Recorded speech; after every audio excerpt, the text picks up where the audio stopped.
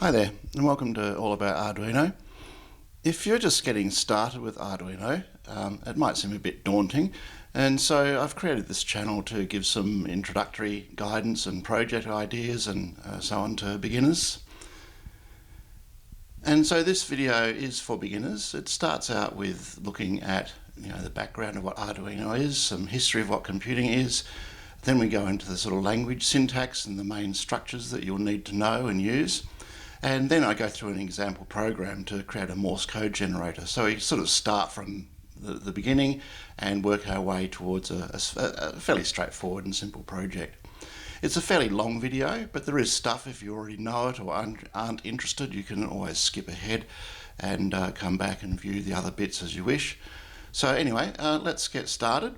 And if you find that you like the content, definitely drop a like and drop a comment. Let me know what you think, and if you have a go at any of the exercises, how you went, and also subscribe to the channel so that when I post new videos, you'll get notified. Okay, let's get started. So as I mentioned, this is an introduction to Arduino. If you've done the starter kit, that would be good, but if not, you could also start here as well. So let's have a look at what sort of things I'm going to cover. So basically this introduction, I'm going to go through a little bit of a background. So what is Arduino, what is programming, and try and relate it to sort of some real world concepts and how to get started, as I just mentioned the starter kit. In this video I'll look at some basic concepts, so electronics, program structure, some techniques, and just the general layout, which I'll also cover in what is programming. And we'll start out with some simple projects. So some of this was done before, but it's still useful to sort of have another viewpoint from it. And we'll gradually work towards a more complex project.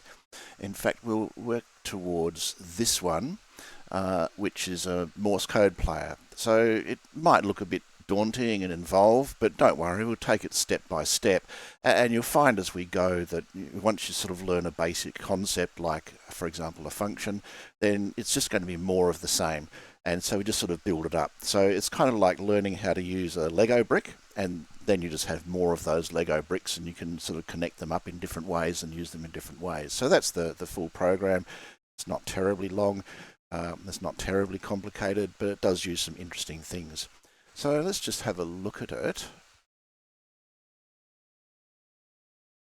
And so basically what we do is we type something in up here, like hello Arduino, hit enter, and you'll see two things. See an LED blink, and you can hear it being played on the speaker.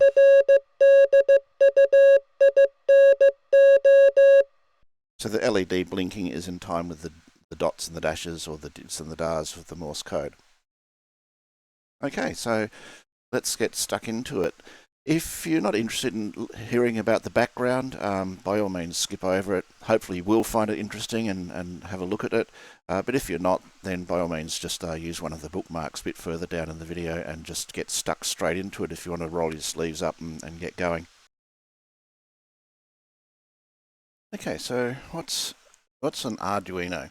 So start with the word Arduino. It's actually a company that makes various types of electronic systems. It's famous and well known for a particular set of those products, which I'll look at next, but basically it's a company. They're based in Monza in Italy, started in 2005, and then 20 years later they were acquired by Qualcomm. So an Arduino, so a product that the company makes, is a small computer, and it's a development platform for embedded systems. So it's aimed at beginners, and so it's easy to get started with little to no knowledge, and it's general purpose. So it's built based upon widely available components, and your typical Arduino project consists of an electronic circuit, so that, and a program which is loaded onto the Arduino. So this one is an Arduino Uno R3, and that's just a development board essentially for this chip here. So this is what you're programming and the main thing that you're working with, and all this stuff on the side here is basically connected to the pins on this integrated circuit, same for this side, and then there's some additional sort of supporting stuff which is basically what makes it easy for you to program. So in the olden days, you had to sort of build another circuit that connected directly to this chip, in fact using these pins over here, and you'd upload your programs to it. But Arduino's kind of built all of that into this development board. So all you need to do is plug it into USB, install the Arduino IDE, and you can basically start sort of pretty much straight away. Some other products they offer are similar to this, but just in different form factors. So there's like a Mega, which has got a bigger, well, it's actually a physically smaller chip, but it's bigger in terms of memory and things like a number of I/O pins and things like that. And other more advanced ones, such as the Uno R4, Portenta, and several others. I'll put this link in the description. But you might find that this page is helpful to have a look at. It gives you a little bit more of an overview of the Arduino boards and how they work and the basic stuff that you might do. And you can also look at some of the other products over here if you go to the home page and navigate your way around there.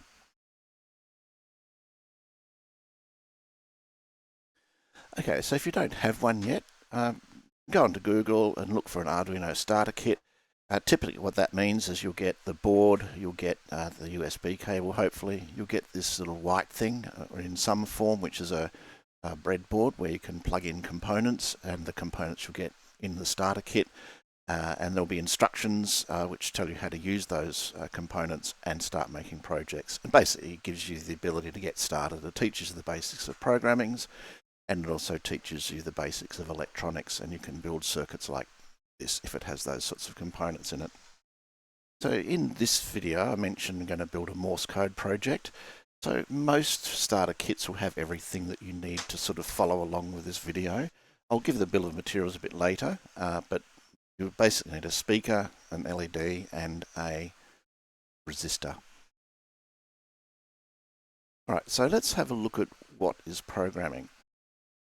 So programming is the process of writing or drawing instructions, i.e. a program, that tells a computer what to do. And that's pretty much it. It's a bit like someone writing down a recipe for baking a cake. It's the instructions that tell you how to do something. And here they've got sort of two examples. This is a diagrammatical editor, and then there's the text version.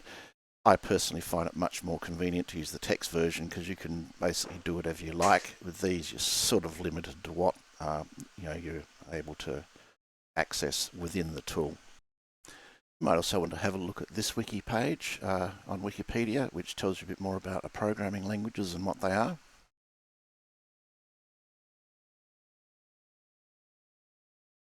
So, as I said, you use a programming language or a diagramming tool to write your instructions, your program.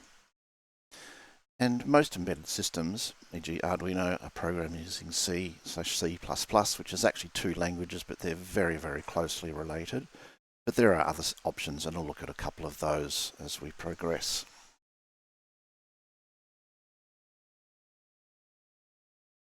So what is a programming language? But basically, it's the set of rules that define how you can go about telling the computer what to do. So some programming languages are general purpose, like C and C++, and others focus on specific areas and are kind of optimized to support those particular subject areas. So here are just some examples. So I've mentioned C/C++, so I'll show you, I will be working mostly in this. Another one is BASIC, which stands for Beginner's All-Purpose Symbolic Instruction Code, and I'll show you a program in BASIC so we can sort of see how different they are. Others like COBOL and Fortran have been around for a long time. So COBOL is a business sort of language. It sort of has like a very much of an English-like of structure. So you might actually write in COBOL, you might say something like add 1 to my counter giving new value. And so it has this very English readable type format, and the idea was to make it easier for humans to write programs. Fortran is much more suited to sort of mathematical and engineering type stuff, and it's much more terse. So there's some examples where it might be used. And that same expression in COBOL, add 1 to my counter giving new value, would simply be written as NV symbol equals then count and then the symbol plus 1. So much more like a mathematical expression. Another example is SQL, and so that's a language specifically designed to analyse and maintain data in a database. SQL stands for Structured Query Language. Another one is Java, which is a very ubiquitous, like C, C++. It's available sort of everywhere, and it's platform independent. So very often a program that you write for example, on Windows, would run the same thing on, say, Linux, for example. Very, very good at being platform independent. And there's many others. So here's another link down here, list of the programming languages. Have a look at that. As you can see, there's quite a few.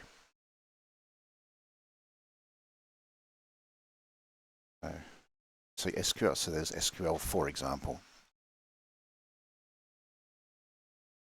I've talked about what is a programming language, but more generally, what is a language? So a language is the set of words or symbols and the rules for organising those rules and symbols to communicate something. So words you kind of get, symbols is like punctuation, like a question mark or a comma, etc. So here's an example.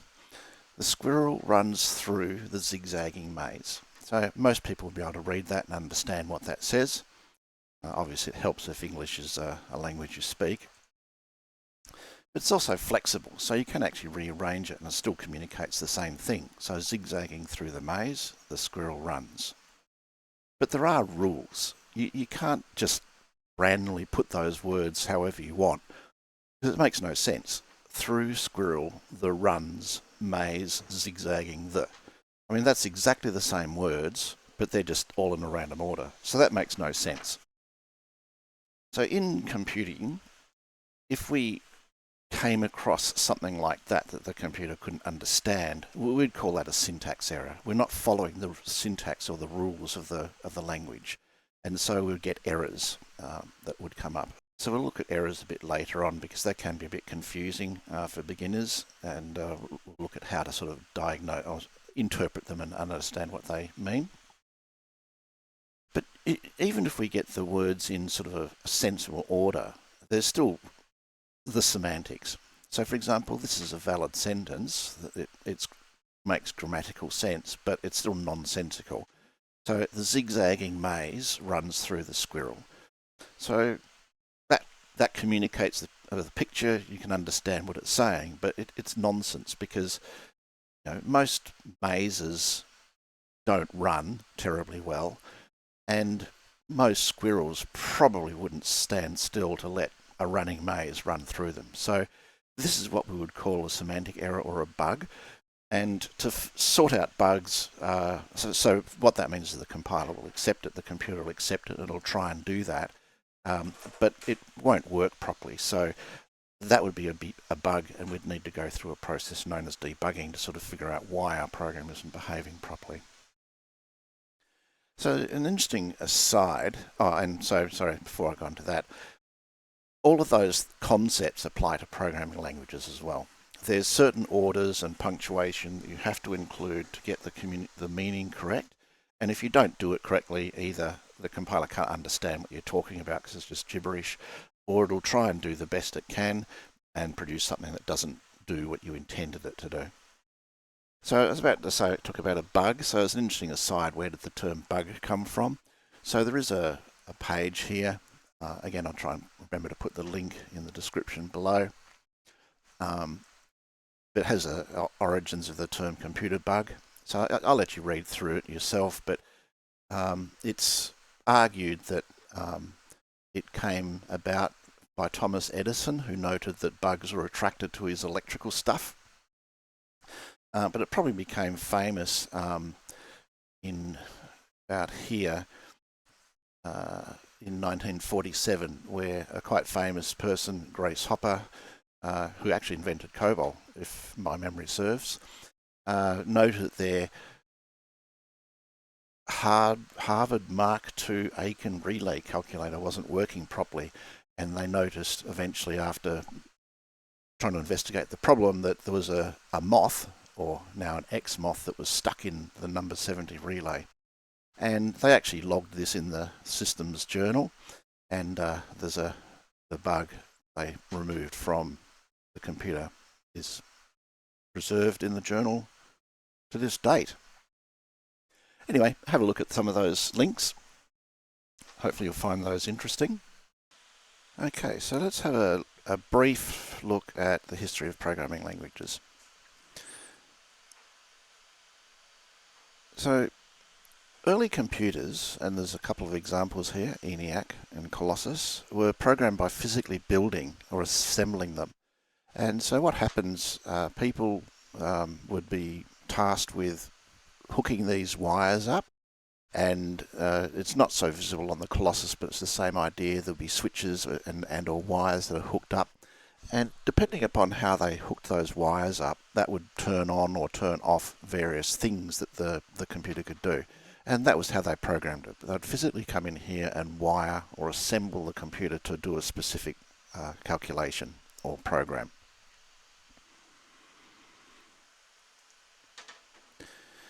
The next generation was machine language. So machine language was essentially just a very, very, very long sequence of numbers which replaced the wires. So previously where you might connect a wire or not connect a wire, then you'd have a number, a 1 or a 0, which indicated the presence or the absence of the wire.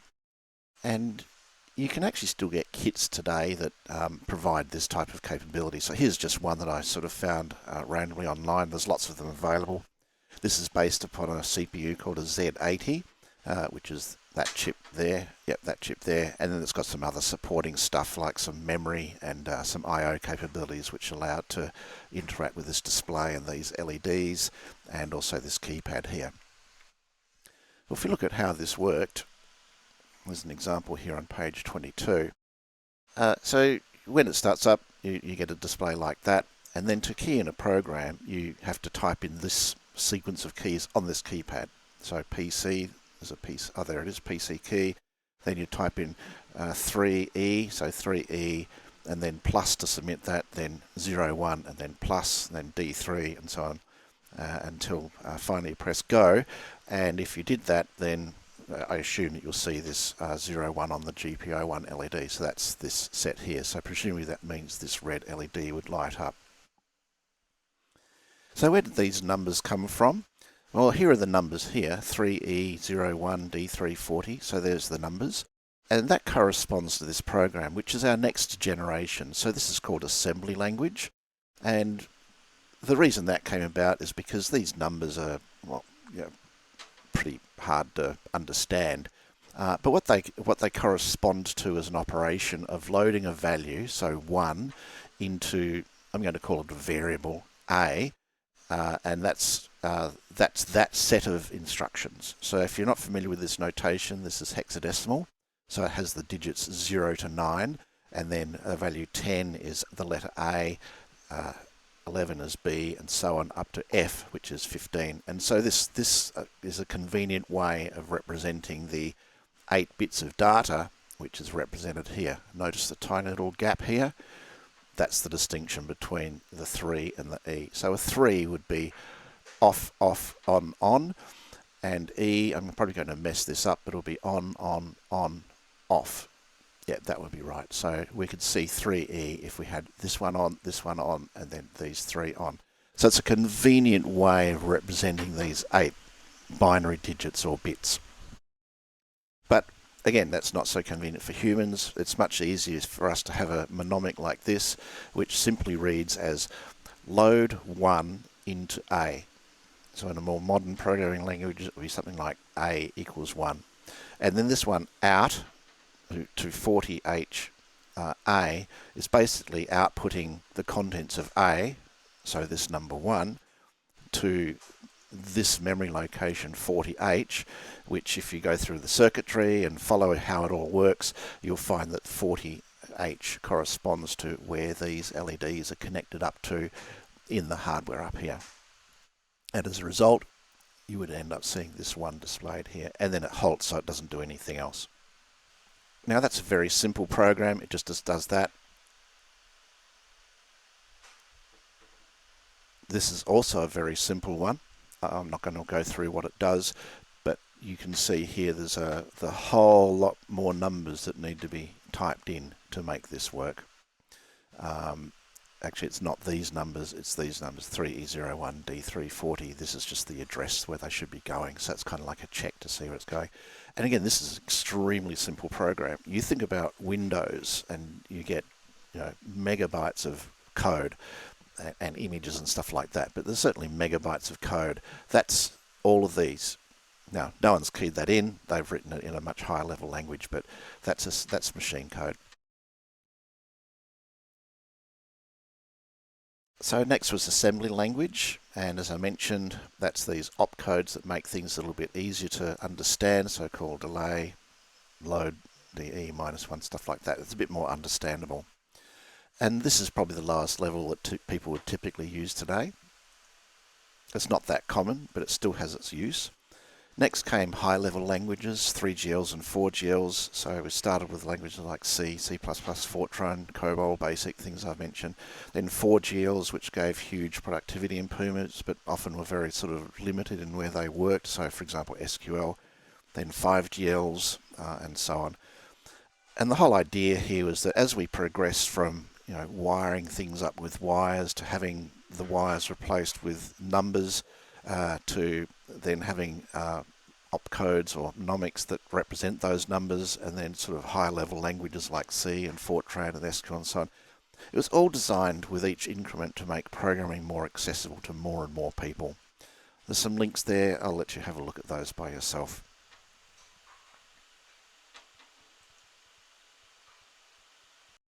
Alright, so let's look at some simple examples. We'll look at a few things. They all do the same thing, and I won't go to them in too much detail because we'll sort of drill into it a bit further, but this is a simple Arduino program. In fact, it's basically the Blink program that comes as an example. The only difference is here it says LED built in rather than 3, so we'll look at all that later on.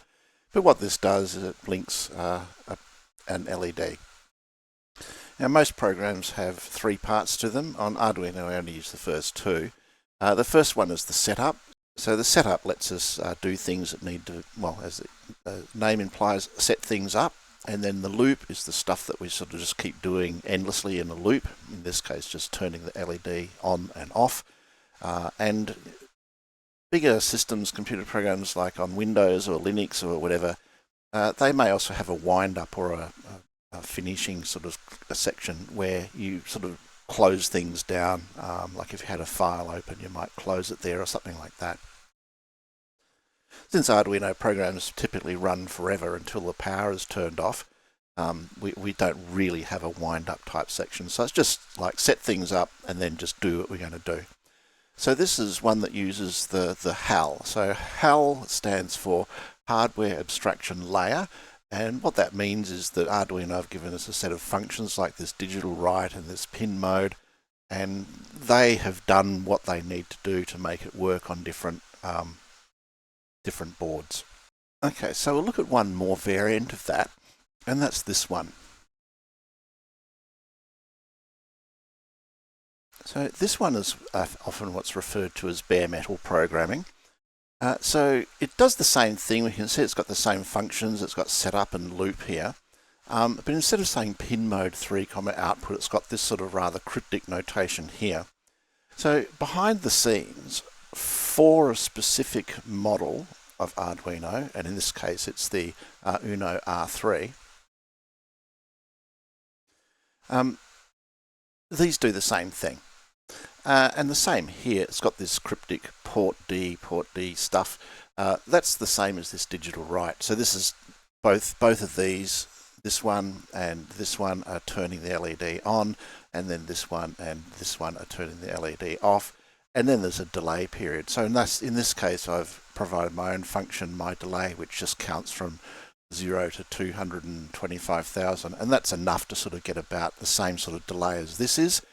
This 500 means 500 milliseconds, which works out to be a half a second. So both of these programs will turn the LED on and off every half a second or so. Alright, so what's next? The assembler. I've one ahead of myself. So assembler is the next one. And I'm using a different program for this because the Arduino IDE doesn't allow us to do pure assembler. It only allows us to do C. We can add in assembler, but we have to have some C programs. So this particular tool, which is Microchip Studio, that allows us to do assembler, and this does the same thing. Now you can see some equivalencies. If I bring the bare metal one up that uses the ports, we can see here in the start, there's this thing relating to DDRD and PD3. So that's the same as what we have here. So effectively, this line of code will boil down to this assembler statement. So this means set bit immediate in the DDRD register, and in this case set PD3. So PD3 is a constant that's displayed elsewhere. We'll talk about that later on. And then similarly for the loop, we do a set bit immediate port D, again bit 3, so that's what this is doing, setting the bit, and clear bit immediate, so that's what this is effectively doing as well. And then this rcall my delay is simply a call to an equivalent of this, and then the my delay is down here. So same sort of thing. You can see here this is much more verbose, and a lot more stuff is going on. But this is the assembly language equivalent of this guy here. Now, I also talked about machine code. So how can we do this? So the next one is machine code. Now when we run those programs through what's known as the compiler or the assembler, which is the thing that interprets those things, we end up with machine code. And just like before, it's a series of hexadecimal numbers. These first through a kind of an address, so the actual program is these last set on the line, and you can see it's just this huge jumble of numbers. Now this one compiles to, this one relates to this program, so this C program produced all of that. This one, which uses sort of much more hardware specific stuff, relates to this one here.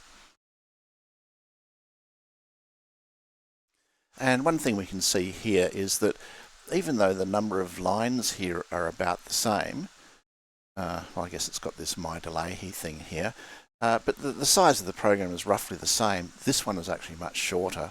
And in part, that's because we don't have to include this Arduino standard function called delay or digital write or pin mode. So none of that code is in here, and that's the difference between this one and this one. And then the last one I showed you was the assembler version. So that's this one. And this by far is the longest in terms of numbers of lines. But there's typically a one-to-one relationship between these things. So sometimes they might occupy 2 bytes or something, but that's the equivalent of this. So that corresponds to this. So this larger text one boils down to this because it doesn't have any of the Arduino supporting function. We're basically on our own here. We don't get any help from Arduino, but that's the smallest and most likely the fastest one. All right, so I mentioned there's some other options for programming Arduino. So another option is basic, and again that's in another tool. The Arduino IDE doesn't allow you to program anything in basic. So this is a basic program. Remember, basic stands for beginner's all purpose symbolic instruction code. It basically does the same thing. So we've got, I'll bring up the C program. Basically, we've got the same sort of thing. The notation is a bit different. So instead of saying DDRD 1 port D3, they use a notation like this. So configure port D and then the number 3, so that's where that lines up, as output. And so that's basically what this 1 means, configuring bit 3 of port D to output. And then here it's setting the output or the actual value of port D to 1 or a 0, and that's what these 2 lines are doing. And then there's this wait milliseconds. Wait milliseconds, which is effectively the equivalent of this my delay. So we can see it's a program that does the same thing, but the way you write it out is quite different. So there's lots and lots of different options. These are just a couple. Alright, so lastly, we'll look at a diagramming option, and that's this one here. So basically the way this works is there's like little widgets over here that you can select, and you can drag and drop them onto the screen here, and then plug in other widgets into them and build up a program. So as we do this, you can see that there's the code over here changes as we type it in. So I could, for example, change that to 250. I could maybe make this number 4 or something like that, and you can see it modifies the program accordingly. Now notice it's smart enough to set this pin mode 4 and 3 to output, which is actually required if we want to connect an LED up to it and make it blink. If I remove that and change it back to 3, then yeah, it's removed it. So it's smart enough to sort of do those sorts of things. And so then what you would do is you would copy and paste this into the IDE and then compile it as per normal. If you pay for it, it actually has a upload directly here, so it will compile it in the cloud and then download it for you. Alright, so as I mentioned, we'll focus on C and C++ in this guide. It's much easier than assembler. Hopefully you can see that just by looking at it, although I do find assembler being an interesting thing to explore as you get a bit more knowledgeable. C is ubiquitous, so it's the same language that's on your PC and many other systems. But more importantly, it's a language that will compile down to something that's small enough to run on even these small Arduino 8-bit systems like the Uno R3. But it's also used on anything from the smallest platform up to huge computer rooms full of computers that you might find in a server room like at Google or Dell or YouTube or somewhere like that, and various mainframes and things like that. It's also more common, particularly in the embedded system environments. There's more examples and things like that are available to you. It's completely flexible because you can basically use the language to do whatever you like. It's kind of like Lego bricks, and you can just combine them in many different ways, and extendable as compared to something like basic and diagramming, where you're kind of a bit limited to the facilities that they provide in the tool. A lot of people like Python, and Python's another example that's sort of relatively common in embedded systems. I personally don't use it because I just find it's a bit too cumbersome for small systems. I actually use it a lot on my PC.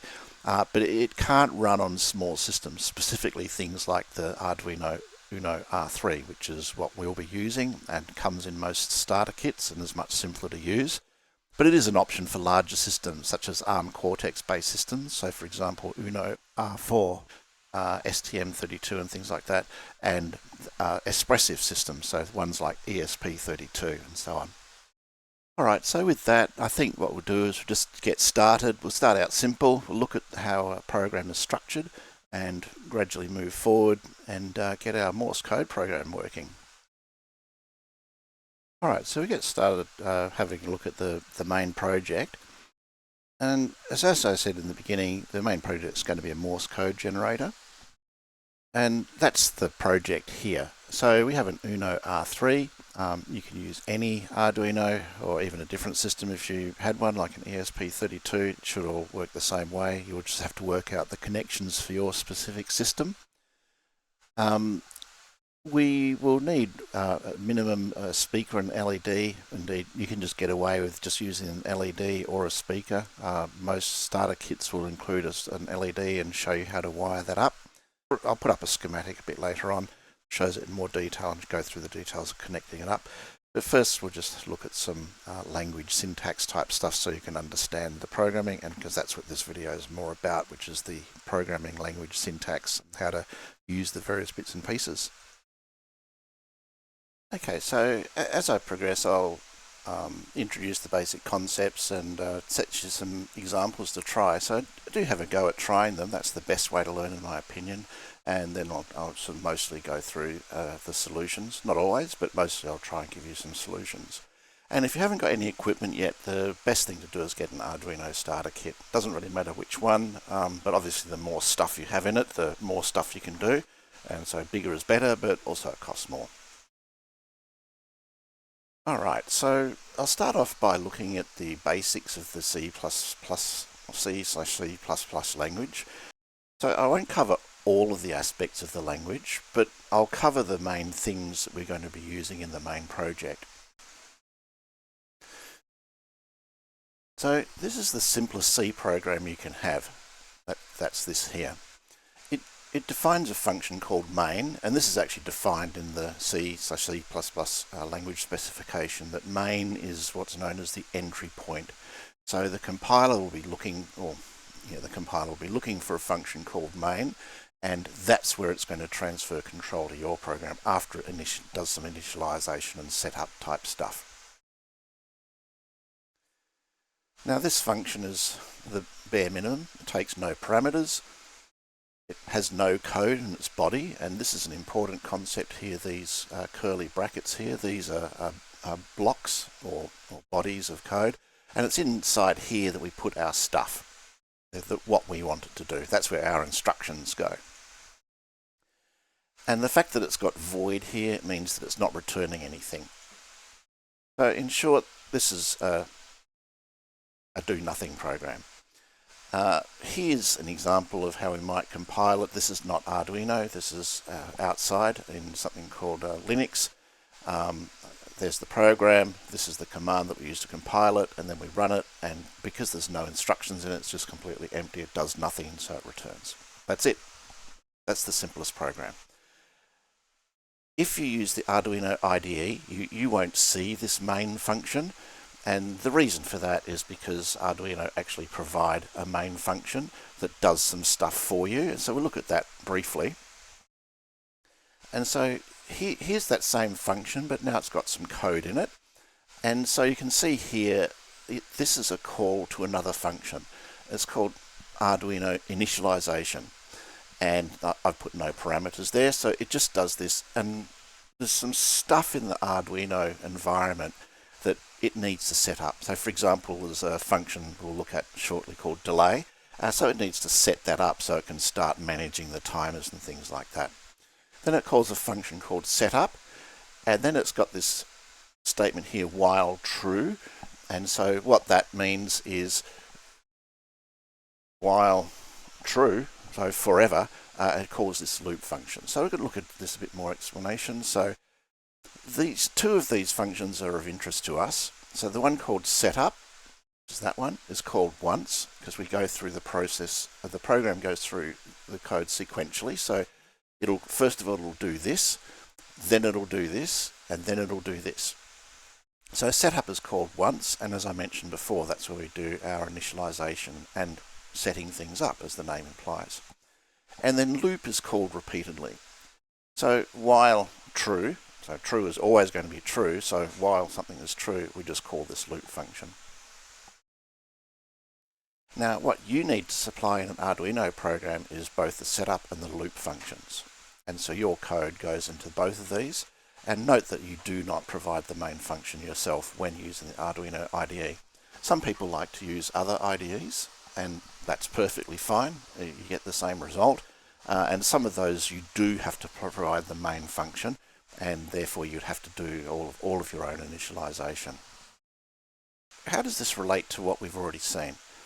Well, the functions that we call in the Blink program supply parameters, e.g. the delay time. Perhaps have a look at the Blink program. But we can also declare functions that accept parameters. And so functions are a good way to organize your program to make it a bit easier to follow, and we'll look at that ourselves. So let's start out by blinking an LED.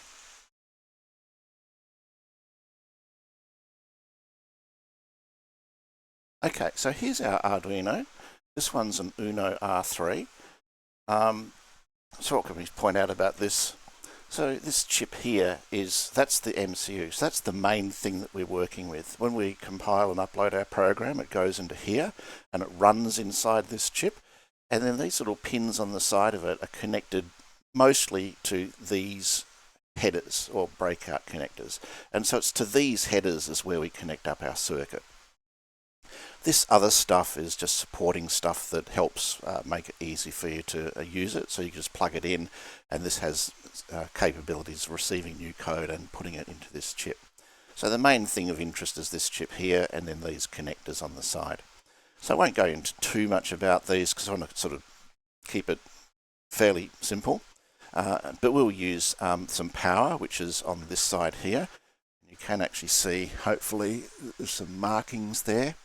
So we can see that there's a 5V, that means 5 volt, 3.3V, which means 3.3 volt, which we won't be using, GND, and then there's some labels over here, A0 to A5, and GND. So GND is ground. If you think of it in terms of a battery, then this would be the negative terminal and 5V would be the positive terminal. And so we've effectively got like a 5 volt power supply here. On the other side, they've just simply got some numbers. So 2, 3, 4, 5, 6, 7, 8, 9, 10. There's some rules about what you can use and how and for what. And some of it's marked by these little symbols here and these words and then these letters here. So again, I won't go into that. We'll just be using some of these, and specifically we'll be using 2 and 3.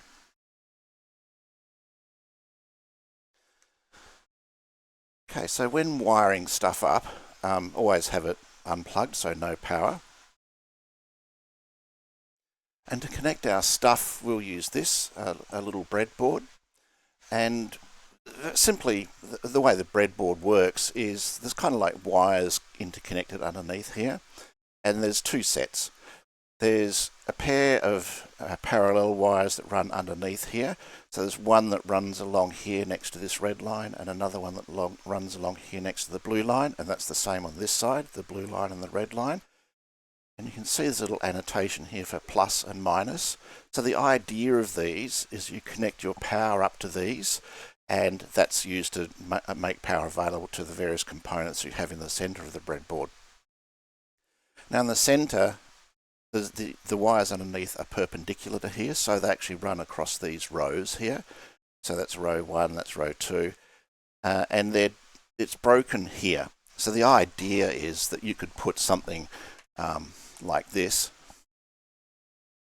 across the center divide like that, and connect it up that way. Okay, so these long ones are up and down, and these shorter ones in groups of 5 run across the board in lines that way and in lines that way with no connection in between. So let's start wiring it up, and we'll follow the suggestion. So we'll start with using a black wire for ground. So I'll put that into here, and then I'll insert that into one of the ground connectors here. It doesn't really matter which one. And then a red one for the power, which I might put a bit closer. And then a red one for the power, which I'll put on the red side. Hopefully you can see that's on the red side. And then I'll hook that into the 5 volt line, which is that one.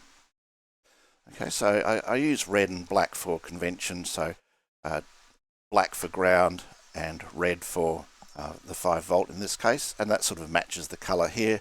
So unfortunately I use blue. Some of them use black, but most of them use blue, and black is by convention the ground wire. Now we need 2 more components to blink an LED. Obviously one is an LED, which is this guy. Now I don't know how easy it is to see, but one of the legs is shorter than the other, and that's so how you know which way around you need to wire it.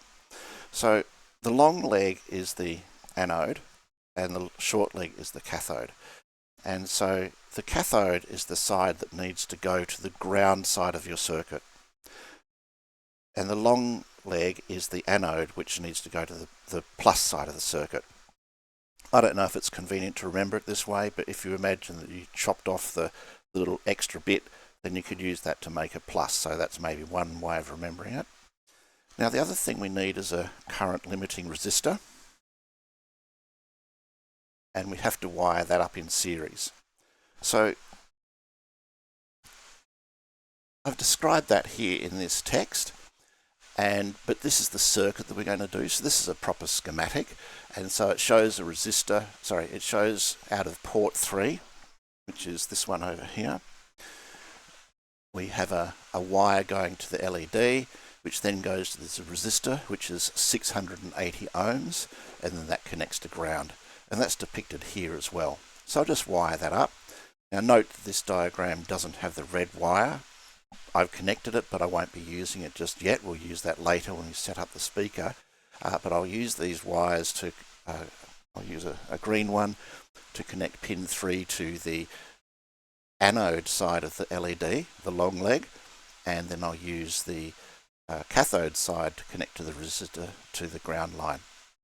Now you could actually put the resistor between the green wire and the anode, and then connect this other leg directly to ground. Doesn't matter. The important thing is that the circuit has the wire to the GPIO pin, which is connected to either the LED or the resistor, and then the other side connects to the remaining component, and that connects to ground.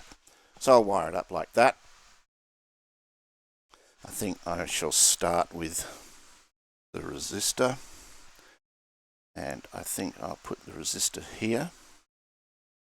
Doesn't really matter, as long as it sort of goes with that type of orientation, with one leg in the ground line, that blue line, and then whatever leg the actual resistor goes in. So I've put it in row 18. We will put the short leg of the LED. Now if you put it in the wrong way around, for the resistor that won't matter. If you put the LED in the wrong way around, LEDs are kind of a one-way street for electricity, and so it won't work. Now the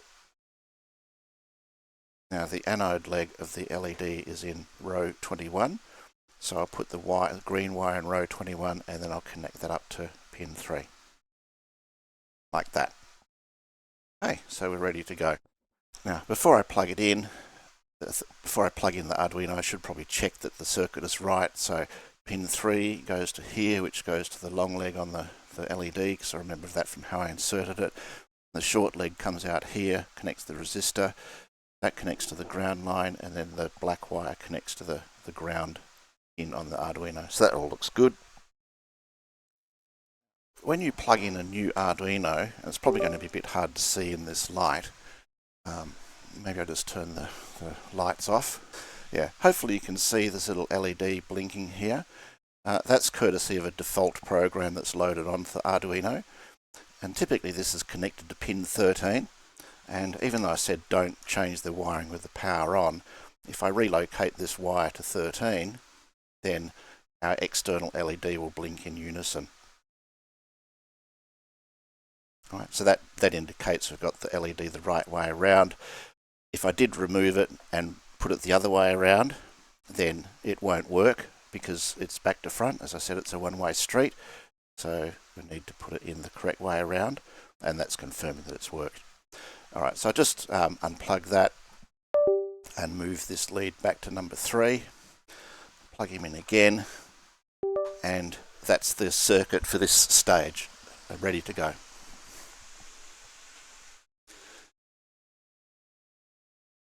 Alright, so this is the code that we need. So in your Arduino IDE, you'll probably get a blank window rather than a window like this.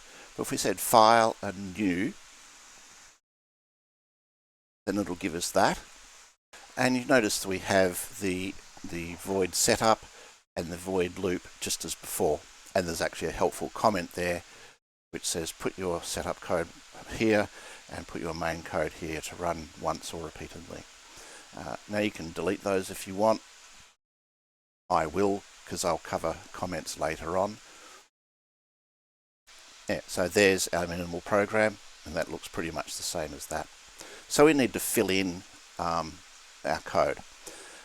And then the code that we need to fill in is this. Set the GPIO pin to output, and then turn the LED on and pause, and turn the LED off and pause.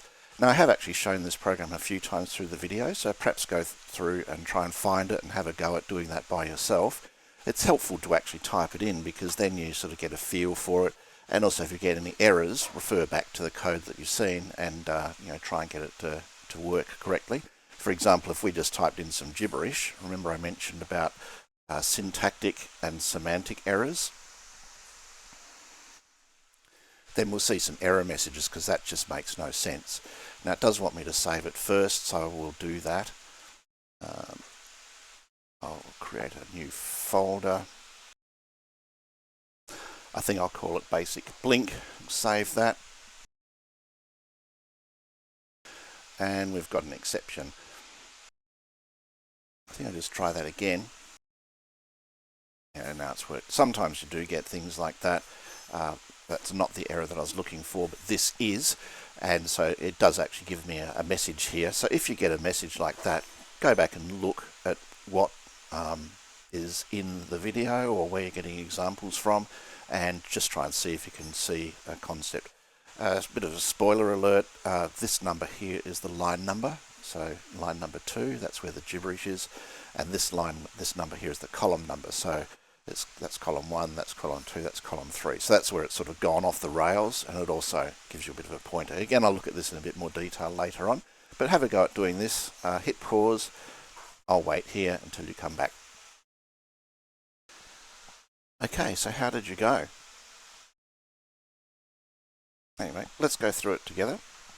So the first thing we need to do is pin mode, and then because our LED is connected to pin number 3, we need to put a 3 in here, and because we're going to send it like a signal, a 0 or a 1 or an on or an off, we need to make it an output pin.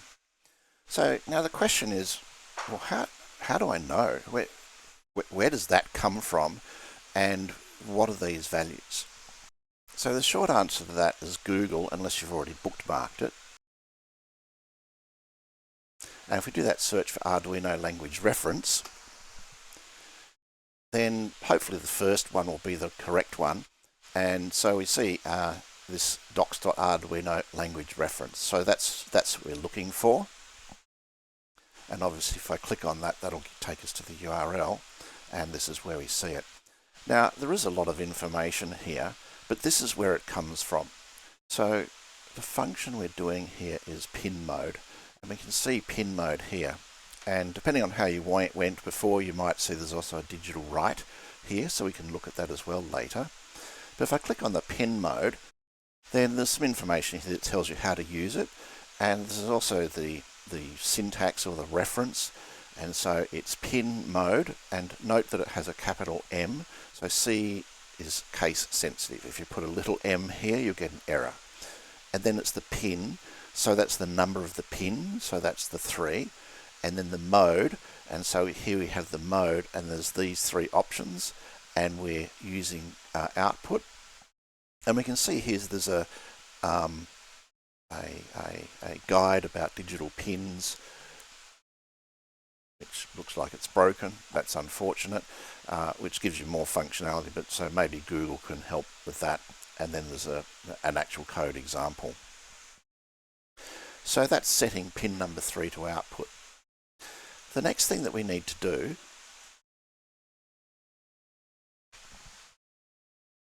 is turn on our LED, and then pause, and then turn the LED off. So I mentioned before digital write, and we would use that. So digital write 3 high. So again, where did that come from? Well, as it turns out, there's a convenient little table of contents over here. So rather than going back and clicking on it, we can just click on it here. Fortunately, this link works. And we have the same information. So it explains what the function is doing, some of the configuration. It talks about if the pin is configured as an output or input, what it means. So the configuration, output, input pull-up. Hopefully you'll remember that from the previous page. So we set that using pin mode. So there is some sort of linkage and order and so on to it. But it's the same as it shows here, so the way we call it is digital write pin and then the value. And so the pin is the Arduino pin number to be controlled. So check 3, and then the value is high or low, and so high. So basically high or low means it's going to output a 1 or a 0, or in electrical terms it'll output 5 volts for high or 0 volts for low. So if we look back at our circuit, if we're outputting 5 volts here, that's like having this wire connected to the positive terminal of our battery or power supply. So electricity will come out here at the level of 5 volts.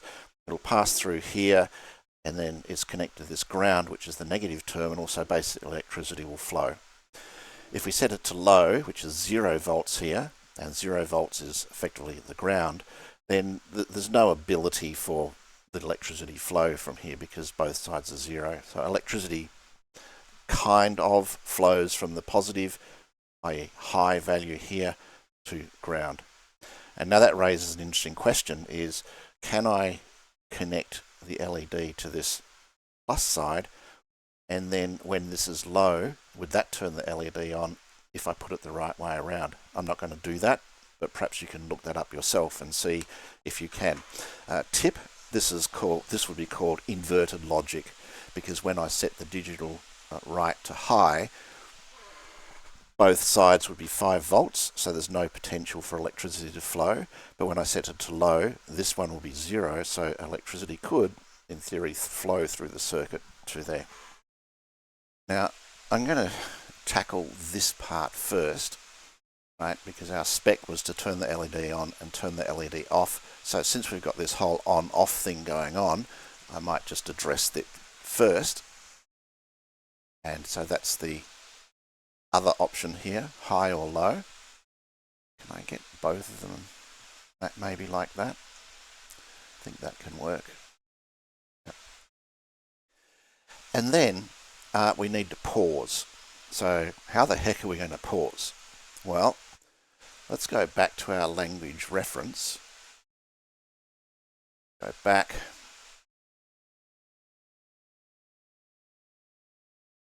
And sort of have a look through here. And so is there anything that might look like a pause or something like that? Can you see something? There's quite a few of them. Can you see anything here? Oh, there's a section here about time. I wonder if that might have something.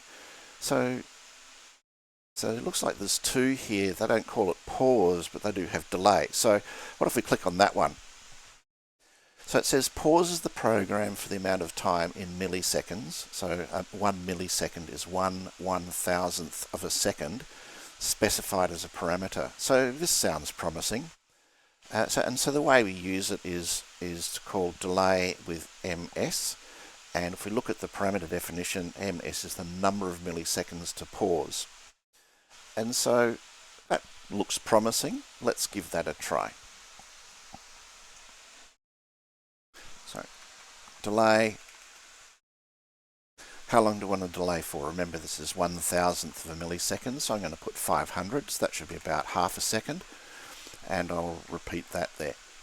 So now to upload our program, we just click this. But before I do, I'm just going to unplug it. And there's 2 things I'm going to check. So both of them are in the Tools menu. So look at Tools, and I want to make sure that this says what board I have. So I have an Arduino Uno, and so that's correct. If it was something else, I would go over here and choose from here, and you can see there's lots of different choices. Lots and lots of choices, but you would choose the one that you actually have here. So I often use the Mega as well, so I'll sometimes choose that. Anyway, we're using Uno, and so that's that one. So we select that, and it says Uno. The next thing that we need to do is choose the port. So I've got it not plugged in at the moment, and so what I'm looking for here is which ones are missing. And so COM17 looks very suspicious because it doesn't have anything next to it. But what I need to do is remember that I've got 11, 17, and 4. So I close that menu, plug him in, and then reopen it. And so we had 11, 17, and 4, and previously 17 had no description.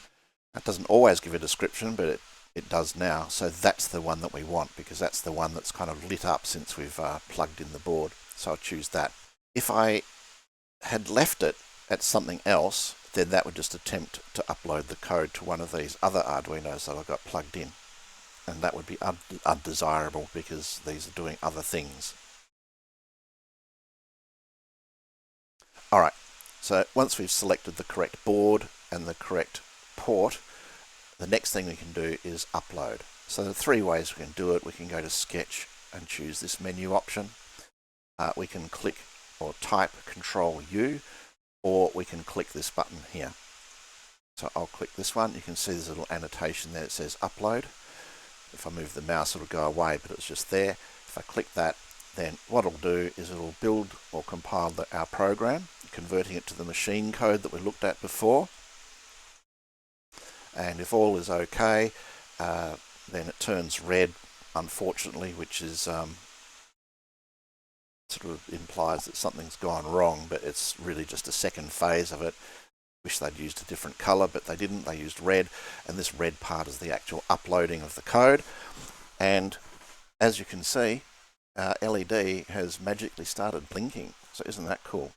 Now, can you get it to blink faster or slower or at a different rate? How would you go about making it so that it's on for twice as long as it is off? So I'll give you a clue. Obviously, that's something to do with the delay, but see how you go. So let's say you want it to be on for half a second, but only off for 1/4 of a second. So how would you go about doing that? Hit pause, have a go, see how you go, and I'll wait here. All right, so how did you go? It's a pretty simple change. We just changed this one here. Upload it. Hopefully we can see a difference. Yep, that looks like it's blinking at a different rate now. Alright, so earlier I explained about functions. So I said, we've defined here a function that's called setup. This one takes no parameters because this bracket thing is empty.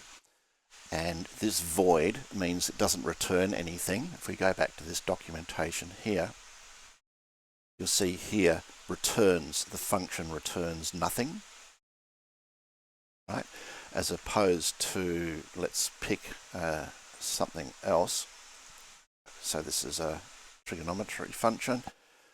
This one says the function returns the cosine of the angle and the data type is double. So that's telling you about this. So a function that returns nothing is void. And then, as I mentioned, there's these braces, and then inside the braces we put our code block, and so we do this. Now, we can actually create these ourselves. So what's a good candidate for a function? So have a look at the code in the loop. So apart from this high and this low, well, before we changed it, so let's just change it back. This code is the same. It's just repeated, so it's redundant. Now, in this tiny little program, that's not a big deal. But as your program gets longer and longer and longer, this can get unwieldy very quickly and also very difficult to maintain. And we'll look at some other techniques later. But since we're talking about functions, let's create a function and kind of factorize this out into a reusable parameterized block.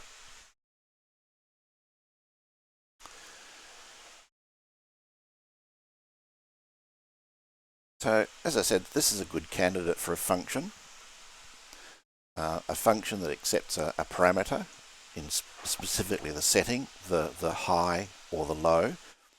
And a parameter is a special type of variable. It consists of a name and a data type and optionally an initial value. So let's have a go at creating a function that does this. Now, for INO files, so the one that appears here, you could put them pretty much in any order.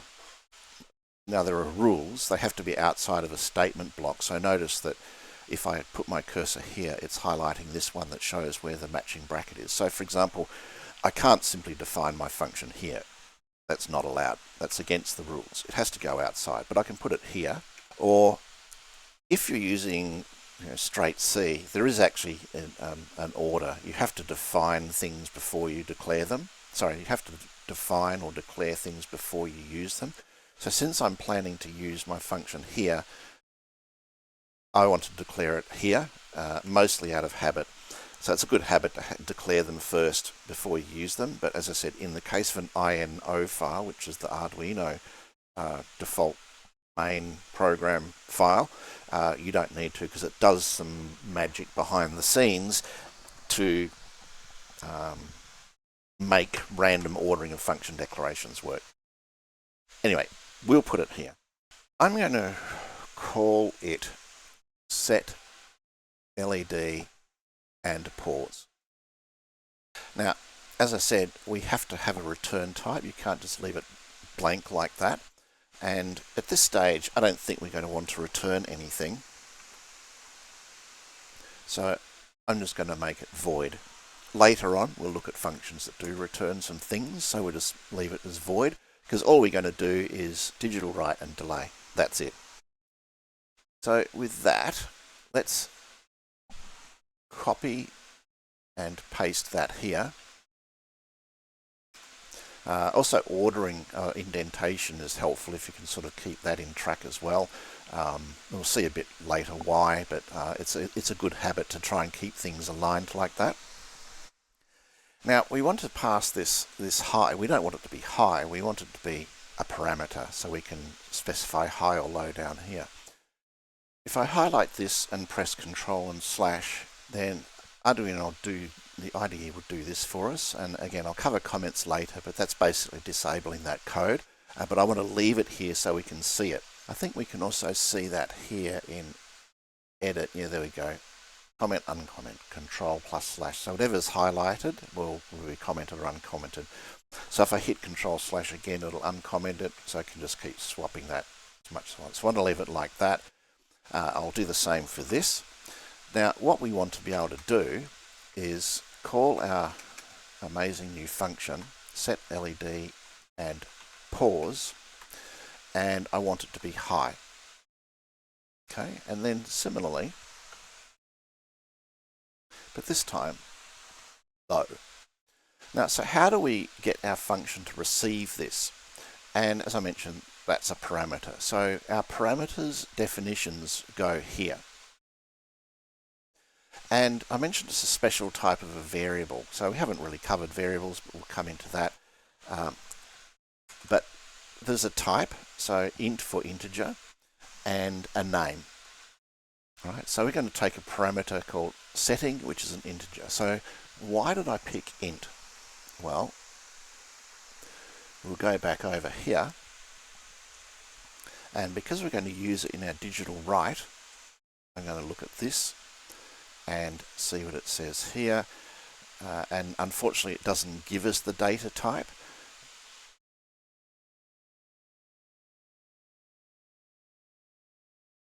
Yeah, unfortunately, it doesn't give us the data type, but it is in fact an integer. And sometimes you just sort of have to take a bit of a guess, and int certainly will work. And so we've got our setting. And then the last thing we need to do is use it. So rather than just fixing it to high, we'll provide it the value defined in setting. All right, so I'm going to change this to 200 because we've sort of got a funky blinking rate now where it's on for a long time but off for a short time, or maybe 1000. So we can see that there's a difference in our blink rate to show that this is actually working. So now it'll just blink really slowly. We'll upload that. Right, so we can see it's working because now our LED is blinking really slowly. All right, so as I mentioned, it's great if I set some exercises and you can give them a try. So what I'd like you to do is modify this so that our LED takes, our function takes the delay time.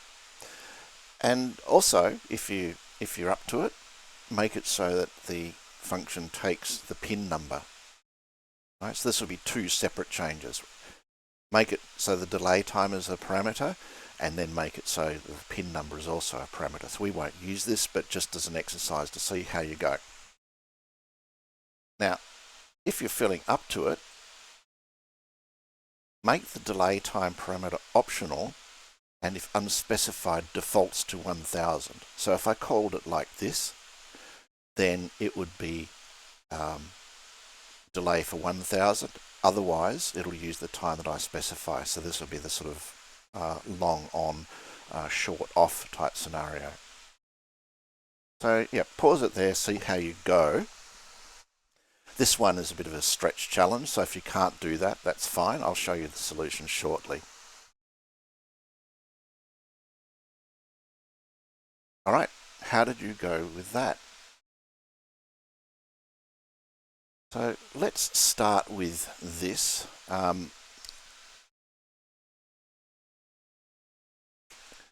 Now, the reason I gave you two is two variations there is because of this.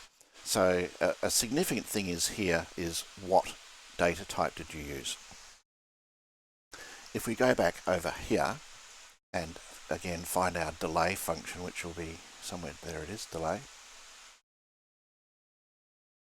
Notice that it gives you this allowed data types is unsigned long.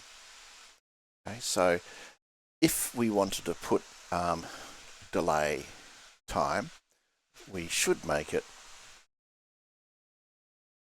unsigned long. So I'll put that into there. Now, if I'd passed it or declared it as int, that would work, but you won't have access to the full range. So there's some sort of sizing things associated with these. So that's that one. Now for the pin number, so let's go back to digital write. There it is. So again, it doesn't tell you what the data type is, but int will be good enough. So we'll use those parameters.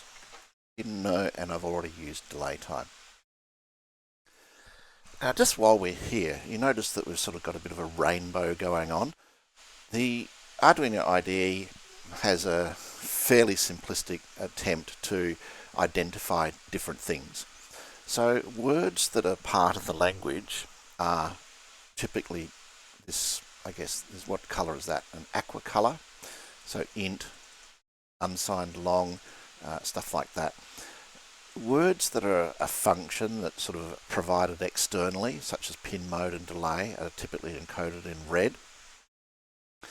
But sometimes they also color code things that aren't actually part of the C language in the same color as the things that are the C language. So this is a little bit confused in my opinion, but output is something that they've defined. And we'll look at how we define some of these ourselves, so output and high. And so there's the first part of the challenge. And so I'll upload that. Now we're going to get an error. And can you think why we're going to get an error? Quite a lot of errors. So the message says too few arguments to function, set LED pause, int, long, unsigned int. So what it's saying is that this set LED pause takes an integer, and an unsigned long, and that's the type of integer, so an unsigned long int. And then it's pointing to our code and sort of saying, okay, so you only passed it 1, so what about the other 2? That's the problem. So that's easily fixed. Let's make it 3. And how long should we have it on for? So I think we'll go back to a rapid on-off. 3. So I'll put 250, so the blink rate will be sort of one of our earlier ones. And this time I'll just hit Control U. And sure enough, we're back to our sort of fast on-off cycle. Alrighty, so now the second challenge was how can we make it optional? So I already explained how we got an error here. We've got a bit of a problem because, you know, now we've got the possibility we might actually want to optionally omit one of these things and use the default value. So how can we do that? Well, there's actually a couple of ways of doing that. I'll show you a simple one. But first of all, how can we get some clues? We're not going to find anything here. So that's where Google is helpful. So I'll say C default value for a function. So this is a good example where AI is helpful. So it says C programming language does not have a built-in mechanism for defining default functions for function parameters. So that's a bit disappointing. Oh, but then it says this feature is available in C++, but not plain C. Then it gives some ways that you might go about doing it. That looks a bit complicated, but let's just try this first. Let's just put in a plus here, because it does say this feature is available in C++. So let's just try that. In C++, you can provide default values for function parameters in the function using the assignment operator. Okay, so that sounds promising and kind of makes sense. These values are used automatically if the caller omits the corresponding arguments. So that sounds a lot like that. We're omitting one of the arguments. So let's just see a bit more about what it says. And actually it was already there. So we can say, so this is a generic thing. So type, that's our int, and then our name. So it was the pin number, and then type. So again, that was int. And then so we just put an equals and a default value. So let's just have a go at doing that. Now we only wanted to do it for this one. So where do you think we would put that? Okay, the clue is in there. You kind of have to decode the generic things, but where do you think we'll put this equals? There's really only a couple of choices. So we could sort of put it down here, or we could put it up here. So what do you think? Have a go, see if you can figure it out. I'll wait. All right, so let's have a go. First of all, I'm going to just remove this just to reconfirm that we'll get the error. But this is ultimately what we want to have. Right, so this is ultimately what we want to be able to enable, but of course we get an error because the compiler is sort of saying, well, hang on a minute, I'm not going to make up a random value for you here, you need to tell me what it is. And so then the way we tell it is simply by doing that. Now, how long did I say the default would be? 1000, yeah. So we'll put that default value in there, and now this should work. Okay, and so now we have a very long on time and a very brief off time. So that seems to be working. So let's move on. And now that we've created this amazing capability, let's just compare these two programs. These two lines we've factorized out and put up here, and we've invoked a function. So these two lines have now been collapsed down into a single function here. And so our program is now a little bit more easy to read, because sort of rather than understand or trying to work out what these two lines are, which again isn't that complicated, but now we have a meaningful name. So set the LED and pause. And the LED we want to set is number 3, and we want to set it to high, and then we want to pause for presumably a default value, or in this case pause for 250 milliseconds.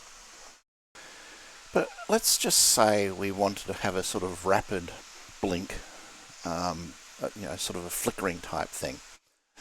Now, if we didn't have our amazing function, we could be stuck in a situation of just repeating this code. So let's say what we want to do is we wanted to blink 3 times rapidly, or even 5 times rapidly, and then have a sort of a longer off time.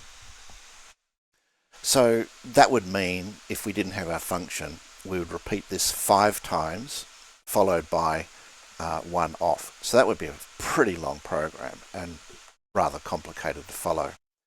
But so let's just modify this.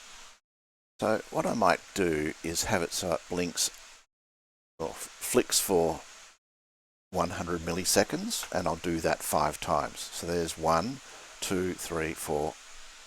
Now I've lost count already. So that's 1, that's 2, that's 3, 4. So there's 5. 1, 2, 3, 4, 5. So there's 5 blocks, and then maybe have it off for 900.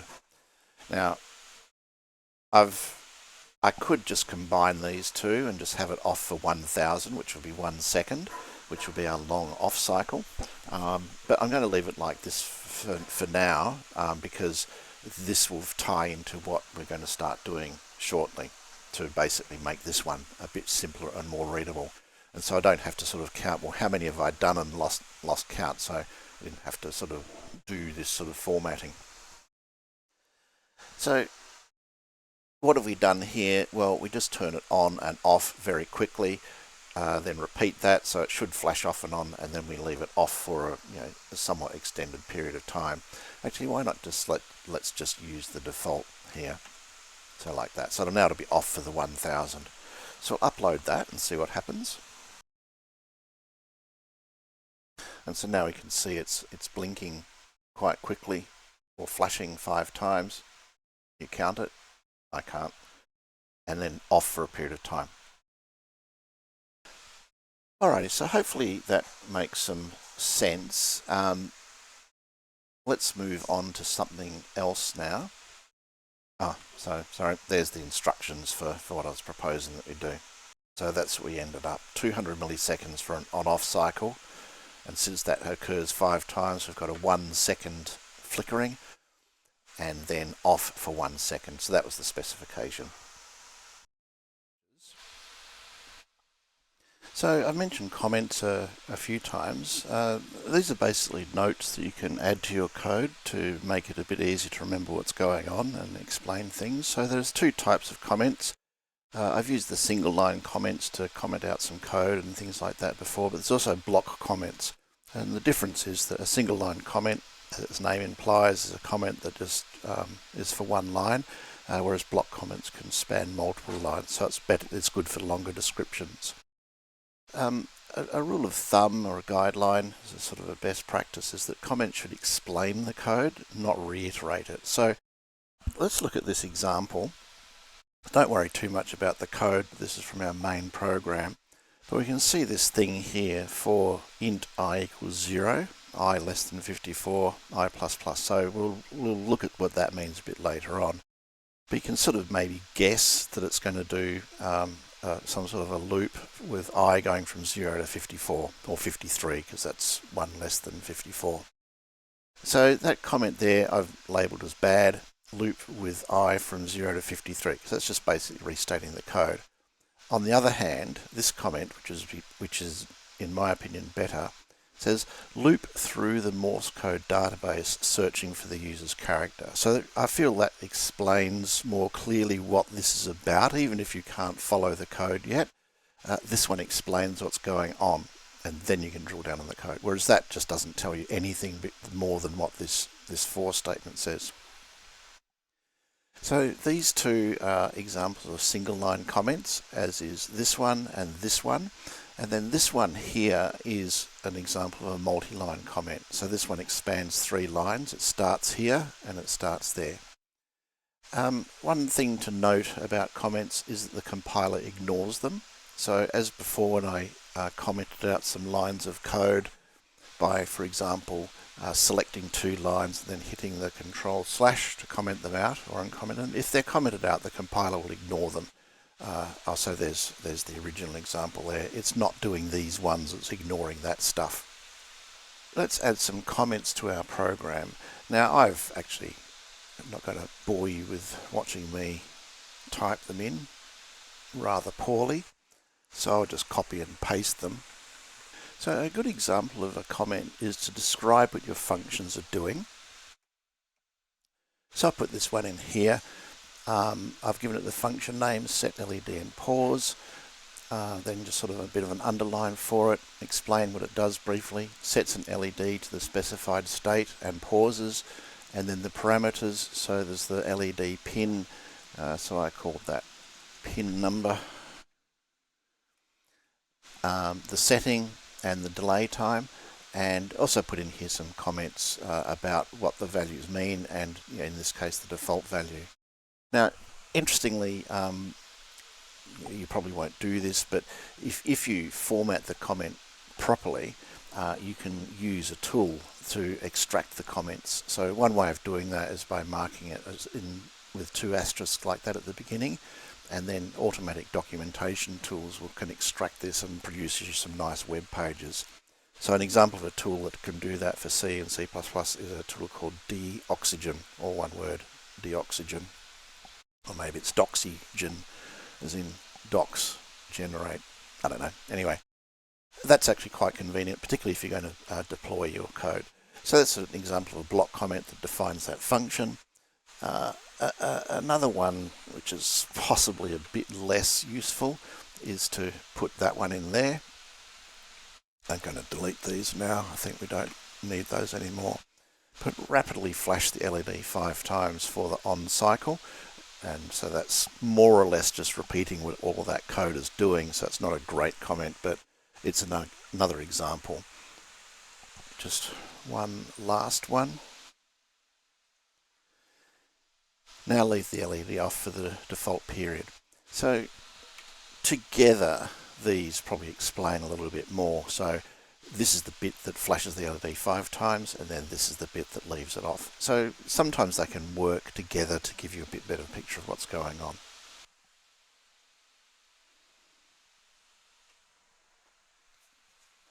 Okay, loops are a pretty important control structure. As their name implies, they allow you to do loops. Basically cycle through doing things and repeating it over and over. And there's three main types of loop. So they're while, for, and do. So they all look somewhat similar. So while will execute the supplied code while the condition is true. So we actually saw that in the main line earlier, where it had while true. But normally you'd have while and then some condition, and then inside the code block you'll have code that needs to be repeated. And in the case of a while loop, the code is executed 0 or more times. So if the condition is false when we get here, then this won't be executed at all. If it's true, then it'll continue to execute until such time as the condition turns false. For, that repeats the supplied code a specific number of times. So that's not quite true, but that's its most common usage. And we'll sort of see later how a while loop can be transformed into a for loop. And so basically a for loop is actually a shortcut for a standard type of while loops, and it's typically used to execute code a specific number of times. And the last one is a do while loop. So notice the difference here. The do while the condition is at the bottom. So again, that executes the code while the condition is true, but it'll always execute it once and then it will check the condition. So this one checks the condition first, and if it's true, then the code will run, whereas this will do the code once and then continue to do it over and over if the condition is true. So therefore the difference between do while and just while is that in the do while block the code is executed 1 or more times as opposed to 0 or more times. Earlier I mentioned that we had this code repeated, and that was a good candidate for extracting into a function, which then led to us having the ability to have this sort of much more convenient and clear operation or function. So our next task is to do something about this. So you can see here that this is repeated 5 times. So once there, that's number 3, number 4, and number 5. So ideally what we'd like to do is to get rid of this one and just loop through that 5 times. So if we look at these options here, can you see one or more that you might be able to use to do that? Indeed, you could use all 3 of them. I'll use a specific one when we get to it, but why don't you have a go and see if you can use one of these things to eliminate this repeated line of code and just put this part inside of a loop. So again, I'll wait here and see how you go. Okay, so how did you go with that?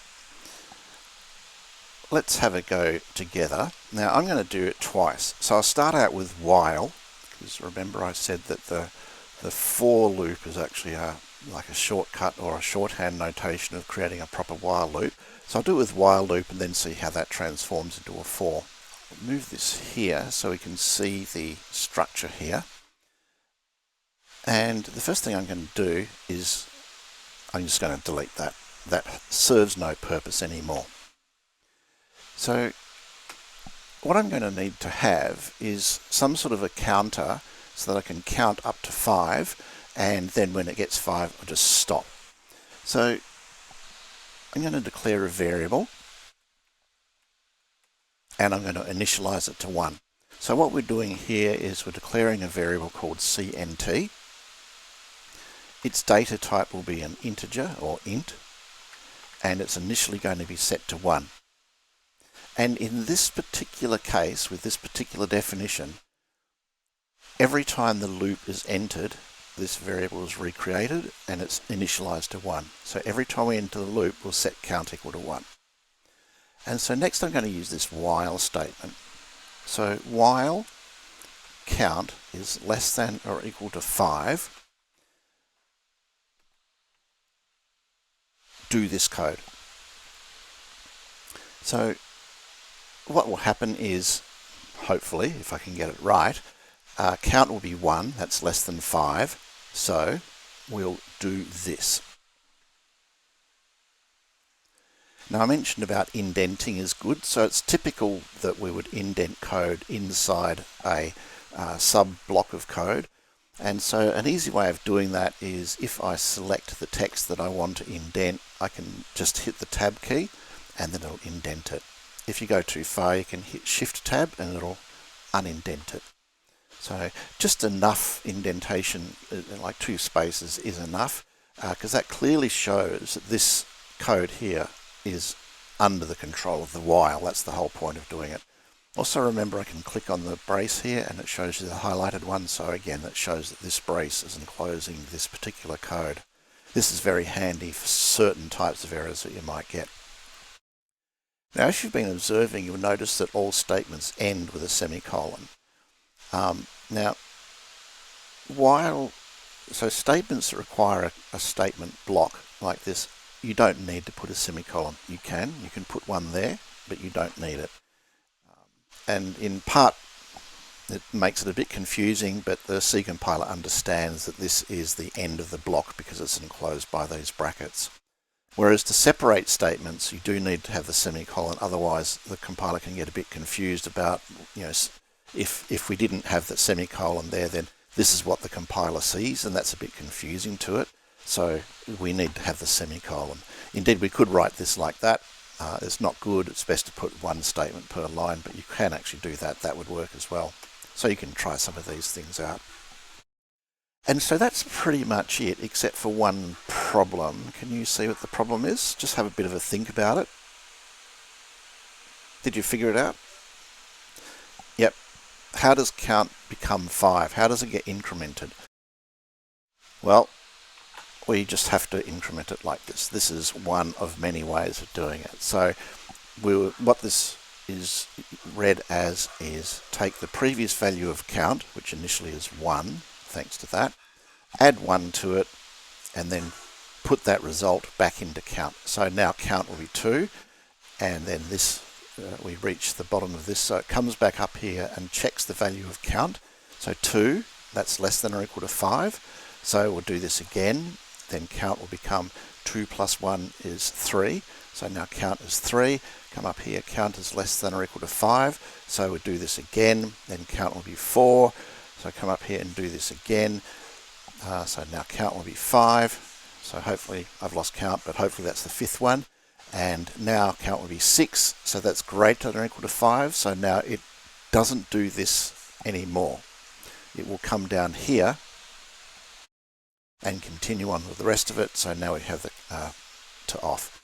So let's change this to, I don't know, 250, just so we can see the, oh, that's a bit long, 250, just so we can see that it looks a bit different. And we'll try uploading it and see what happens. Okay, so we can see it's blinking a bit slower, and we've still got that long off period. Now, a common error is people get used to putting in semicolons after these statements. So I'll put one in here, and can you guess what's going to happen? Are we going to get a syntactic error or a semantic error? So a syntactic error was where the compiler complains that it doesn't know what to do, and a semantic error is it doesn't work properly. So what do you think it's going to be? Upload it and see. Now it's not working at all. So why do you think that is? Okay, so to be clear, that's a semantic error because obviously the compiler could understand what was being asked, but it's not working. So let me give you a clue. I will put this here, and then I will put this here, and upload that. Now what do you think is going to happen this time? Is that going to generate a syntax error or a semantic error? So it looks like the compiler is fine, so it's definitely no syntax error. But if we look closely, our LED is blinking once, not 5 times. And the reason for that is that this semicolon is terminating the while statement. So instead of having this block of code being under the control of the while statement, it's just this bit that's under the control of the while statement. So it counts up to 5, then it blinks the LED once, and then increments the counter one more time. When it was like this, and I'm going to space it out, so it was actually more like this, of course, but that's equivalent to that. So while the count is less than or equal to 5, don't do anything. So now count is stuck at 1. So this loop never finishes. This would be an example of an infinite loop. There is no ability in this while statement to get the count up to 5. So that's why nothing happened with the LED. Okay, so the placement of the semicolon is important, and you sort of do need to understand that. It might be a bit confusing, but it is important to understand it, and you do get the hang of it after a while. But anyway, our program, I'll just upload that again, is now working just fine. Alrighty, now I did say I'd start off with a while and I'll do a for.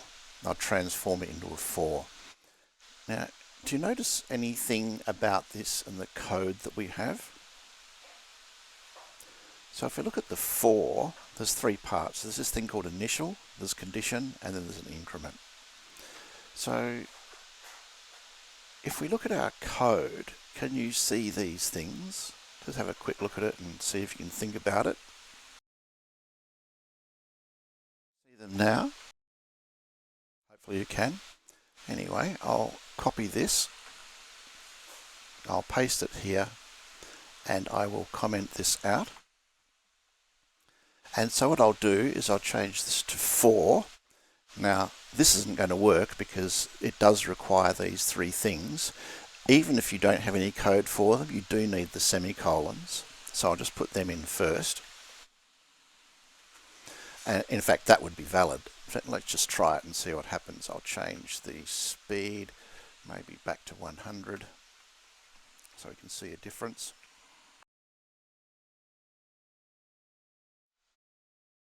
Yep, so it's blinking much faster now. But that's a bit of a waste of it. So what I can do is I can just relocate this to there, and this to here, and we don't need that semicolon at the end. And I'll just get rid of these comments because they're not helpful anymore. And now you can see I've just reused those same things and put them inside this single statement. So the for statement is actually just a shortcut or a handy way of collapsing, this standard pattern for a loop. So if I upload this, I should have changed the speed so we could see it, but it's definitely working.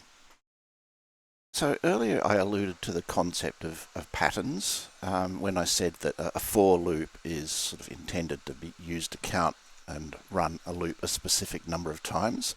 As I said, it doesn't have to be used for that, but that's a common pattern.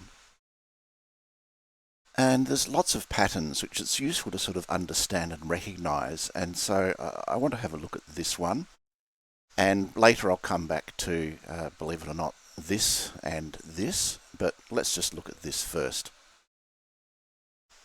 So I'll start over here with the language reference. And in particular, we'll look at the structure. So here's some of the things we've seen before. There's the loop, the setup, there's the for loop, which I'm looking at now. What else is there? There's the while, there's the do while, and a few others. There's the comparison that I've been using, less than or equal to. So it's useful to have a look at these pages to sort of find out more information. But if I scroll down, then I'll see this little section here called compound operators. And we can actually use one of these to simplify that expression there. So just have a quick look at it. And again, it's useful for you to sort of try these things out yourself and explore and sort of find what you can do. But we could use, actually we could use two of these to simplify this expression here. So have a bit of a go. I'll just wait for a second and see how you go. Try and implement it if you can. All right, so how did you go? I'll start by using this one here, compound addition. And so what we can see here is it's a convenient shorthand to perform addition on a variable with another constant or variable. So that's exactly what we're doing here. We're performing addition on a variable, in this case count. So if we have an expression like this, x equals x plus y, or count equals count plus 1 in our case, we can actually shorten that to this notation here. So let's just do that. I'll modify it. In fact, you have a go first, see how you go. All right, so how did you go? It's fairly simple. We've actually got the template right here. Put that there. So x, or count equals count plus 1. So it's just count plus equals y. So that count is our x. We'll get rid of that. And then our y is that 1. So I just change the speed. No, I can't use that. That's fine. And then upload that.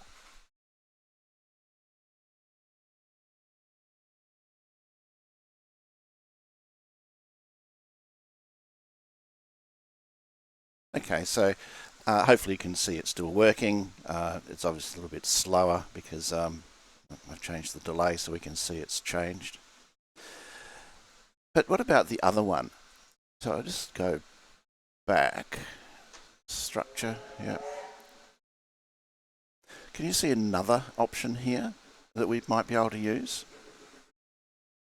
So how did you go? Did you find one that you could use? What about this one? Increment, because we're just incrementing our counter by 1. So increment sounds like a good option. And that notation there is a little bit unfortunate, the way they've written it out. You don't actually write it like that. You use the plus symbol as indicated by the code down here.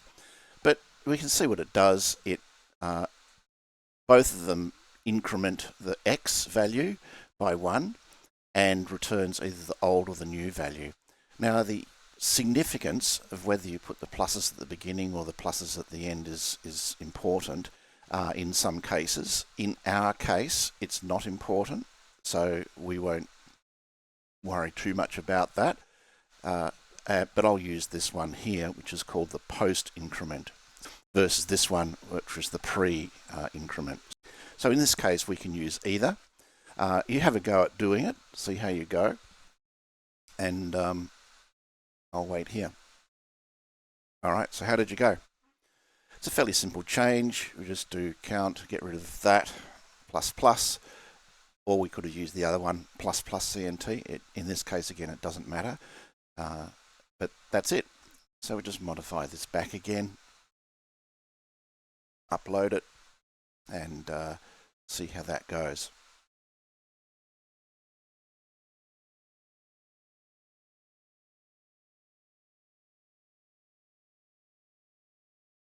Okay, so hopefully you can see it's blinking a bit faster now, and that's still working. So I think what we'll do is move on, and what I might do next, I think, is use some conditional logic and simplify this down. For a simple program like this, that's perfectly fine, but I want to show you some other code structures that are quite important. Alright, so next I think I want to look at some conditional execution statements to simplify our program. And so this is kind of like the loops, except it's a one-time only. And this is the format or the structure of it like this.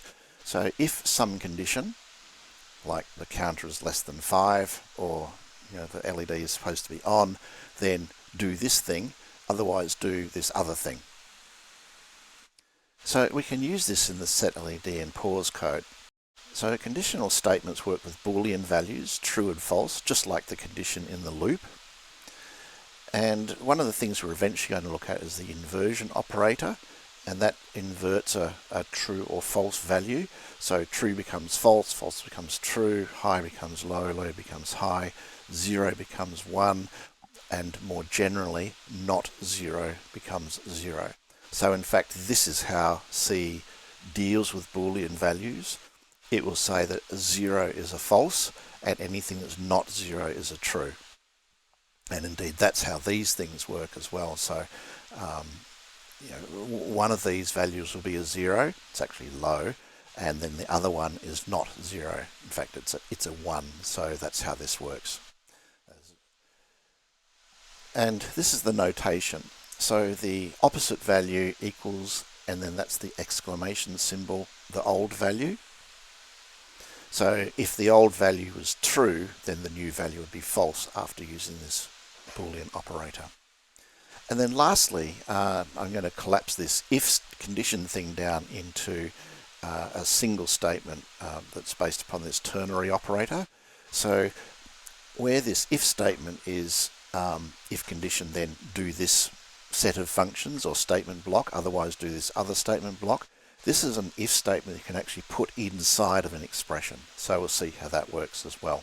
And we'll use all of these things to update our link program. All right, so there's our program. Now, what I'm going to do is I'm going to introduce a new variable, which I'll use to keep track of our current LED setting.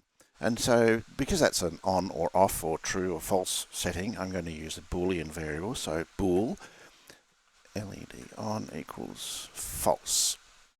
So that's declaring this variable LED on. And what I'm going to do is I'm going to use that to track whether the LED is currently on or currently off. So if it's currently on, I'll turn it off. And if it's not currently on, then I'll turn it on. And so the way we can do that is just simply by doing that. So I did mention earlier about patterns and how 0 is false and not 0 or 1 is true. So we can get away with doing that. Sometimes people will write this. That's kind of a bit weird for Boolean variables, but you could certainly do that. I wouldn't recommend it because, as I said, it's a bit weird. But basically, if the LED is on, then we want to do something. Otherwise, we want to do something else. So when the LED is on, what do we want to do? Well, we want to turn it off. So we do that. And when it's not on, so this else, then we'll do that. All right. So if the LED is on, turn it off. Otherwise, if the LED is not on, then we come down to this else side and we'll do that and turn it on. So if it's on, turn it off. If it's not on, then turn it on.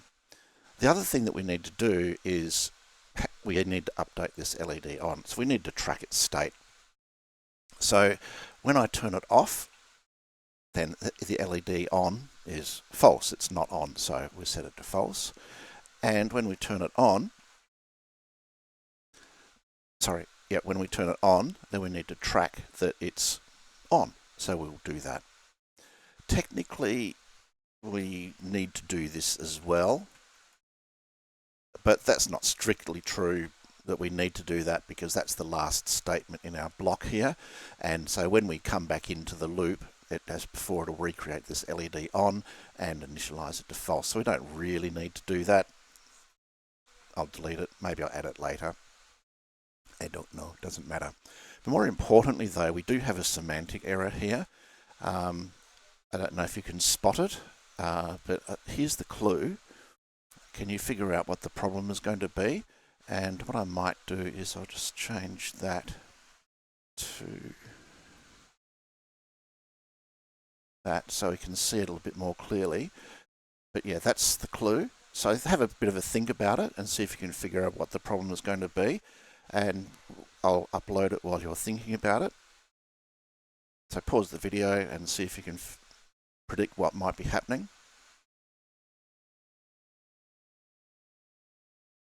Okay, so can you see the problem? It's sort of only blinking 3 times, not the 5 that we originally had. So why is that? Can you figure out why? Well, the issue is that here we're looping through 5 times, as we are here, but here we're doing 2 operations. We're turning it on and delaying, and then turning it off and delaying. So we have 10 operations, 5 ons and 5 offs, so we get 5 blinks. Here we're still going through the loop 5 times, but we're only doing 1 operation. So if the LED is on, then we'll turn it off, and that's the end of the loop. Otherwise, if the LED is off, then we'll turn it on, and that's the end of the loop. So we're doing half as many transitions per loop count. So to fix that, we just need to double that. And I'll just drop the speed down a little bit so we can see that it's different but still count it. And we'll upload that. And hopefully we'll see it's blinking 5 times now.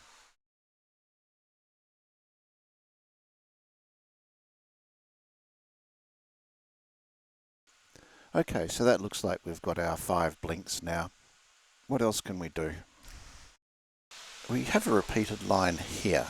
LED on equals false and LED on equals true.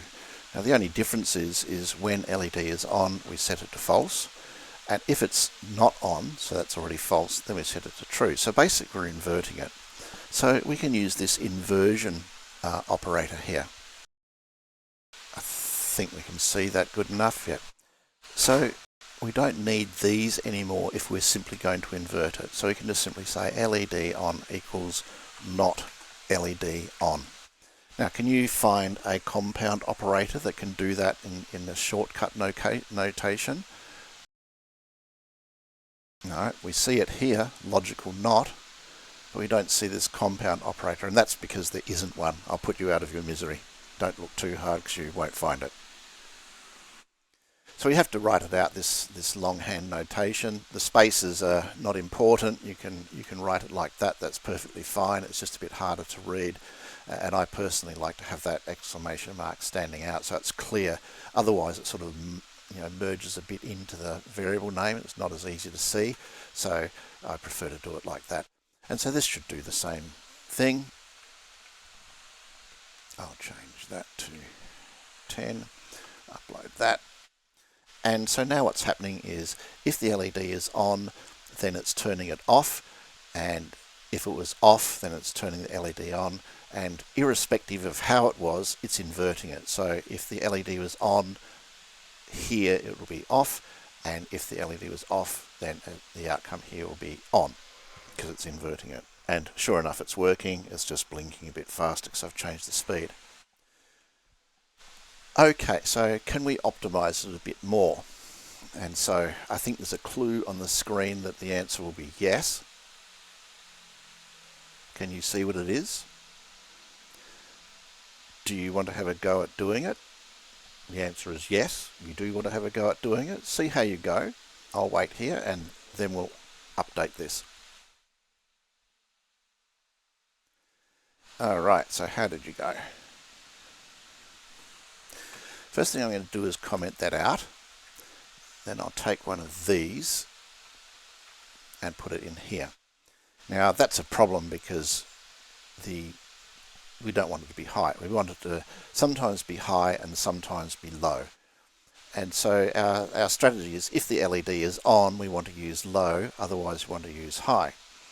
So here's an example. It's not the example that we want, but this is the ternary expression here.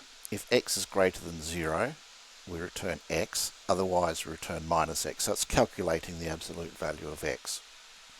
But how can we do it in this case? Well, if the LED is on, right, if the LED is on, what do we want to do? Well, we want to turn it off. Otherwise, we want to turn it on. So if the LED is on, we'll set the value low. But if the LED is off, then this true part won't happen, so we use this one. That's the else part. Right, so LED on, this is the true value. LED off, this is the false value, so we should get the same thing. Now I'll change it here, make it 250 again, and upload. Right, and we can see it's flashing a little bit slower this time. So now you can see we've collapsed that, potentially quite large program, which started out looking like this, with that block of 10 set LED and pauses, into something that's much simpler. And if I remove these comments,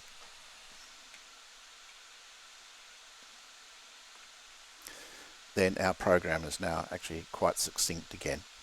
So we've got this loop to toggling the LED 10 times just quickly and easily change it. Now here's an interesting thought, and I'll come across this a bit further later on.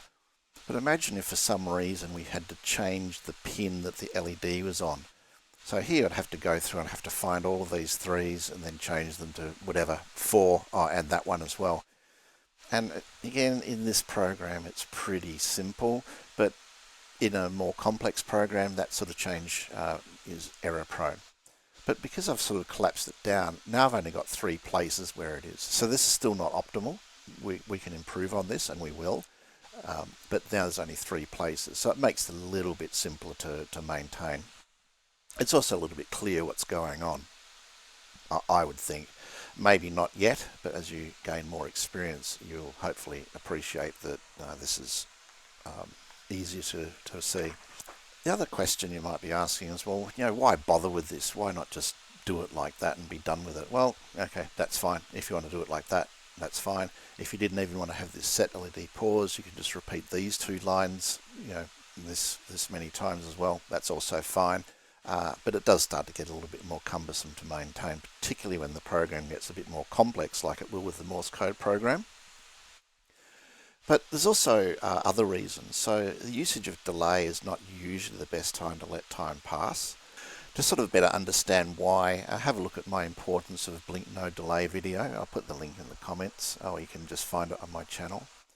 I won't deal with this in this video, and indeed in the Morse code video we don't really need to. It's also fine to use delay. But there's lots of other scenarios. In fact, the majority of scenarios you don't want to be using delay. And so these statements and the concepts that I'm showing you here set the scene for doing a better program or structure. And so you can get more responsive programs, less freezing and lag. So for example, when you press delay, when you execute delay, then nothing else happens. The system just basically freezes. But you can also do things simultaneously. It's not really simultaneously, but from a human perspective, it does appear to be doing multiple things at the same time. And some other things to check maybe on this front is also my getting started with Arduino video series, and how we might use these functions in different ways. For example, I create a check blink function. It doesn't use delay, but it still does all of the stuff that's above. And also button press. There's a check button state or something like that. It also uses a function to sort of check the state. So now we're blinking LEDs and checking the state of buttons whilst that's happening, which would be impossible to do, at least with any responsiveness, if we use delay. Another benefits of using functions is we have smaller code due to reuse of it. It's easy to maintain because it's a bit clearer what's going on. You can give meaningful names like check blink or check button state, and then just use that in the code, so you can sort of see, okay, well, I'm checking the blinking, then I'm checking the state of the button, and then I'm doing this other thing and this other thing. So it just makes it much easier to read. And then details of a complex operation can be hidden away in a suitably named function rather than just having it all in the main line. So again, having a look at this Getting Started with Arduino video series sort of shows and hopefully illustrates this somewhat. Also, when we do the Morse code program, hopefully you'll see that a little bit, not as clearly as this Getting Started with Arduino series, but nevertheless the same concept. Alright, so moving on to the next thing. Sometimes you need to have some sort of understanding of what's going on in the program. So what I'm going to do is I'm going to comment this out and go back to our original one with the semantic problem. We need some way of visualizing what's going on inside the program, and this is called debugging. I also have some debugging tutorials as well on my channel, so you can have a look at that. And the way we do that is through this thing called a serial object. Now, you might have come across it or heard about it, because it's here in the menu, so serial monitor. And at the moment, nothing much is happening because we're not doing anything with it. But we can print messages from our program and have them appear here. And because of this problem here, what I might do is I'll put a serial.print. It's helpful to have a label. And for these types of things, I like to have it on the one line when it's the single line of messages. So we should get count equals and then the value count. So that's what this is meaning. So this is something we haven't seen before. When we put some text like that in double quotes, that's a string or a message, and we will look at this further when we look at the main program and when we look at some variable types a bit further on. And if we don't, then it's a variable that needs to be printed out. So this has to be a variable that's previously defined, and we've defined it here, so that's fine. I'll also look at something called scope a little bit later on.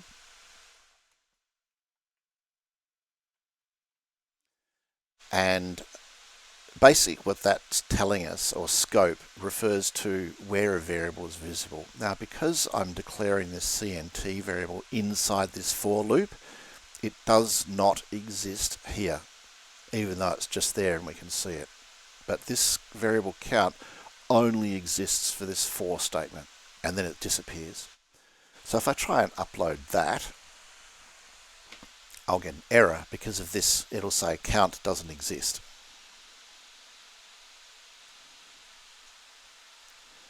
Or it'll say that, which means count doesn't exist.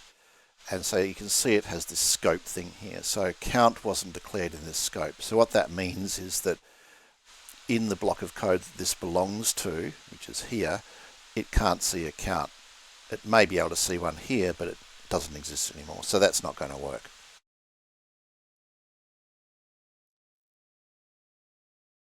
The other thing that's important for serial is that you have to initialize it. So I just sort of snuck this serial.begin in here, and that's the way you initialize it.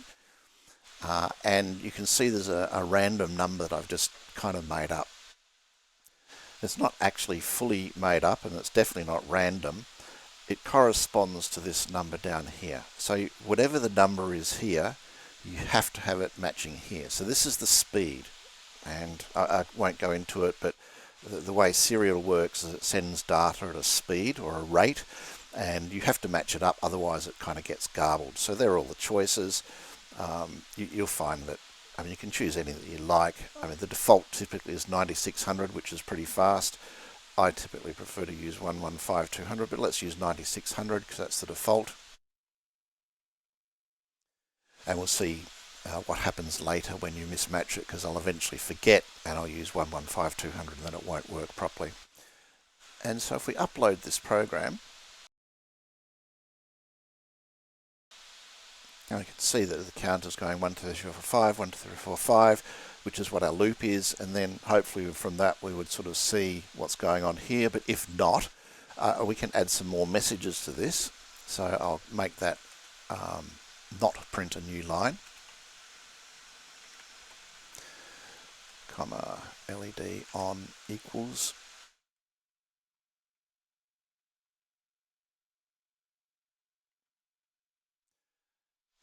Now here's an interesting question. When we print this, so now it's going to print count equals, and then it'll be 1, then 2, then 3, 4, 5, and so on. And then on the same line, it'll print comma, LED on equals, and then it'll print this. So what do you think we'll see here? Just go back a bit. Now here's some possibilities. What do you think might come out? Let's find out. So I'll upload this again. So we can see it's printing 0 and 1. So 0 is the false value, 1 or not 0 is the true value. So in this case, the not 0 value just is 1. But so we've got 0 and 1, 0 and 1, 0 and 1. So it's a little bit hard to see. So what I might put, just print one more in like that and upload that. So now you can see, get a little blank lines there in blocks. And so we can see here the 3 flashes. So it's only 2. I counted 3 before, but anyway, it's clearly 2. So oh no, it's 3, because when it's off, we turn it on. So we'll have a situation here where it goes on, off, on, off, on, off. If we printed it, this print at the bottom, then we'd see the reverse. So when it's off, then we turn it on. So that's why we see it on 3 times. Okay, so that's helpful. And then of course, if we corrected it,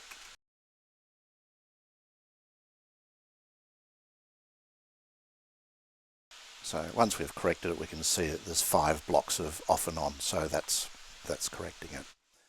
There's one other thing that I just want to mention here, and it's not terribly important, but it is a convention. It's useful to see it. Everything in C and most programming languages starts at 0. So normally you wouldn't have a loop like this. What you would normally do is say for count equals 0. Now that's okay, but we're going to get an extra go because we're going to say less than or equal to 10. So that would be 0 to 9 and 10. So that would be 11.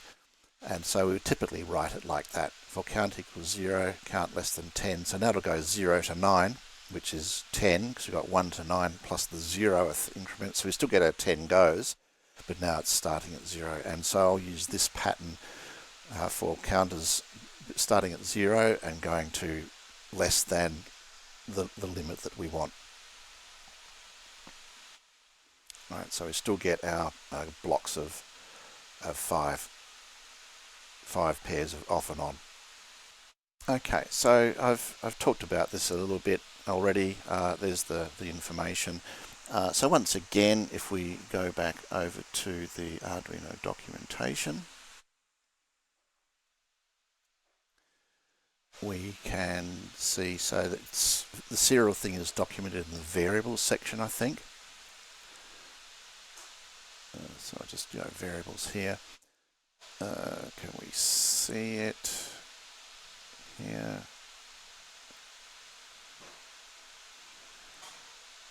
Nope, not there. So maybe functions. Oh yeah, there it is, serial.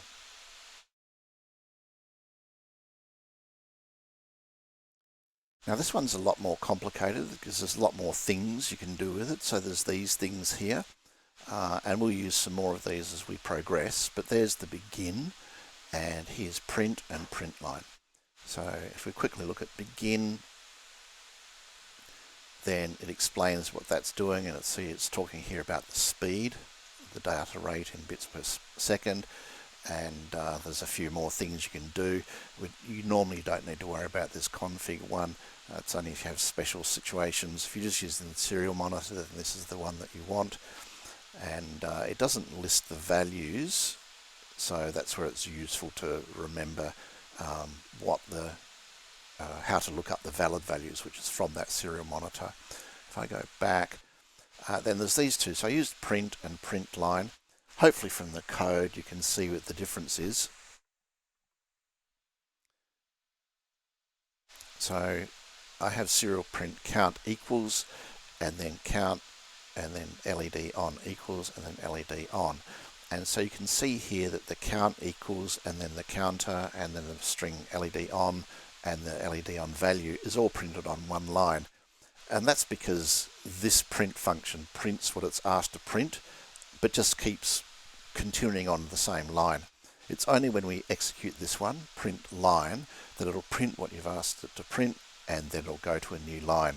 And in this special case here, we've given it nothing. It just prints a new line, and that's why we get this blank line here.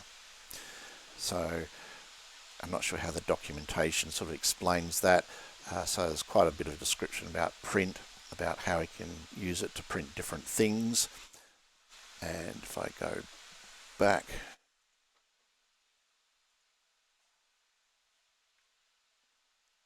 so they don't give as much information.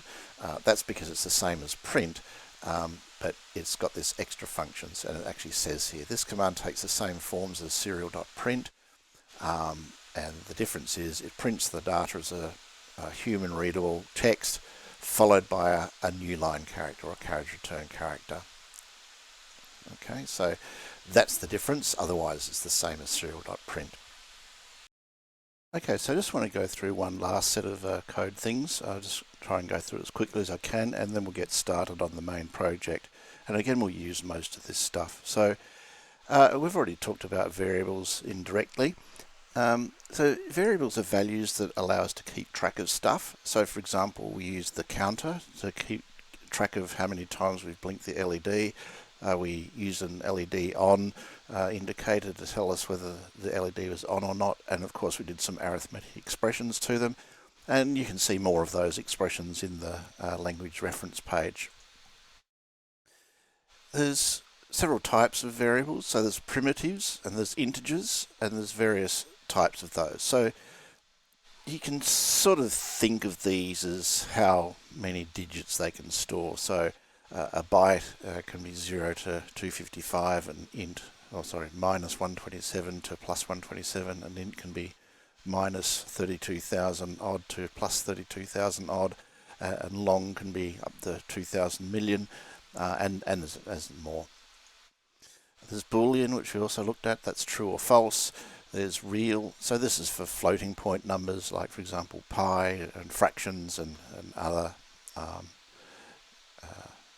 fractional numbers, and there's two types of that, float and double. And then there's character. So a character, as its name implies, is just a single letter, and that's of type char. That would be a lowercase c, not a capital C. And then there's also pointers, and I'll look at that a bit later on. We use most of these in our main project. We won't be using real, but we'll be using the others.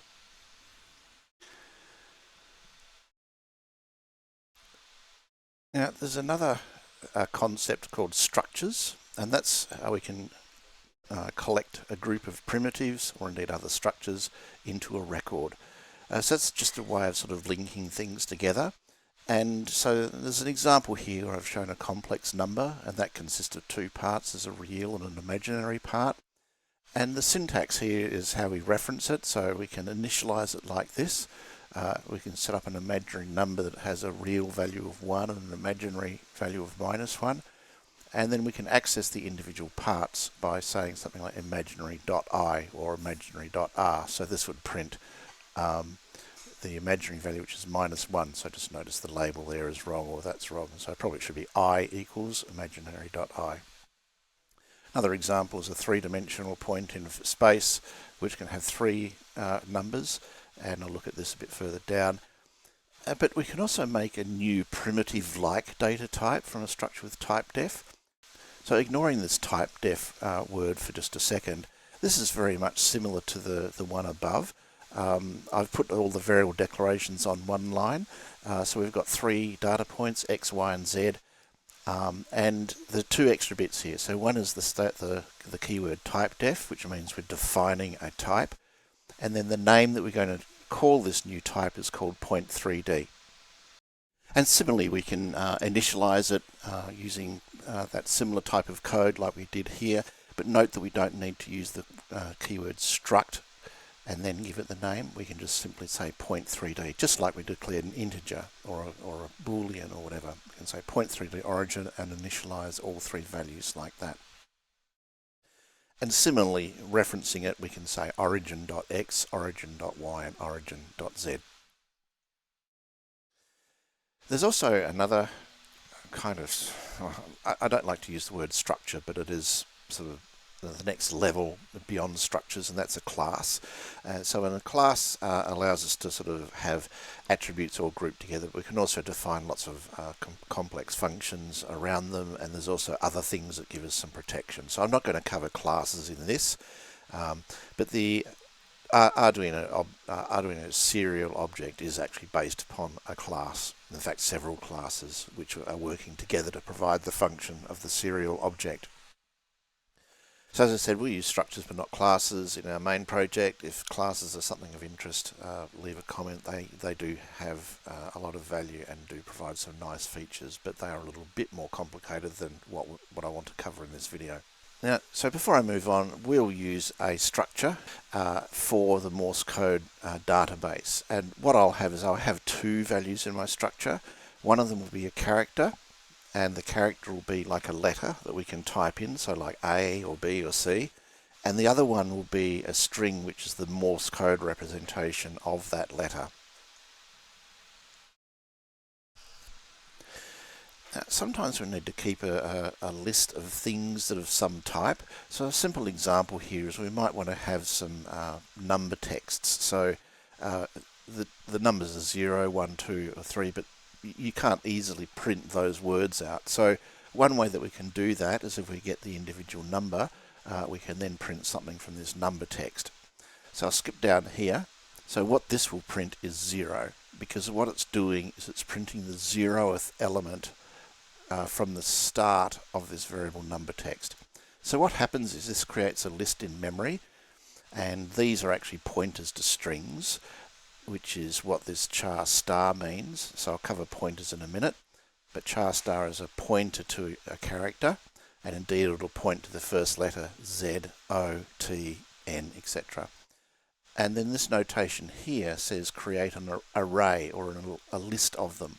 So we'll have a list of pointers that point to these text messages, 0, 1 and 2. So when we access the 0th element, which is the first one in the list, it'll print out the word 0. If I said print number text 1, then it would print out this word, and number text 2 with this word, and so on.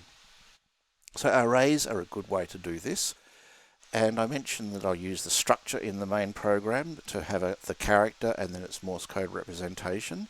So since we have multiple characters and we need multiple Morse representations for them, so one for each character, I'll use an array of struct to keep that list.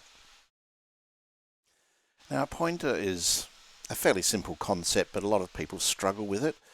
A pointer is something that points to something else. And usually you have the form of some data type star. So like here we have char star, so it's a pointer to a character. But we can also point to integers, floats and other things. And we can also point to another pointer, so we can have this double interaction. That's a little bit more advanced, but that's essentially what this array is. It's a pointer to a list of pointers. They're most useful when we use char star and we use C character strings, so like hello there in quotes, which you saw me print out from a previous one.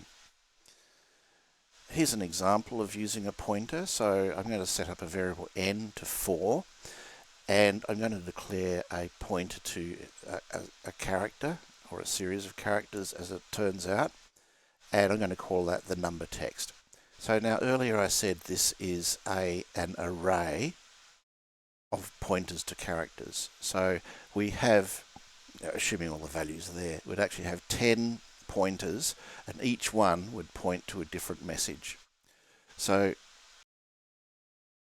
if I ignore that part for a second, then if I use just this index, number text, and put an index, that's the value that goes in there, and 4 or 0, whatever, it's giving me the pointer to the whichever one I'm referencing. This number text n will be giving me the fourth one, or the fourth one in the list. And remember, it starts at 0. So that's 0, that's 1, 2, 3, 4. So I have the pointer to whatever the number text is, and if I print that out, I should see a 4.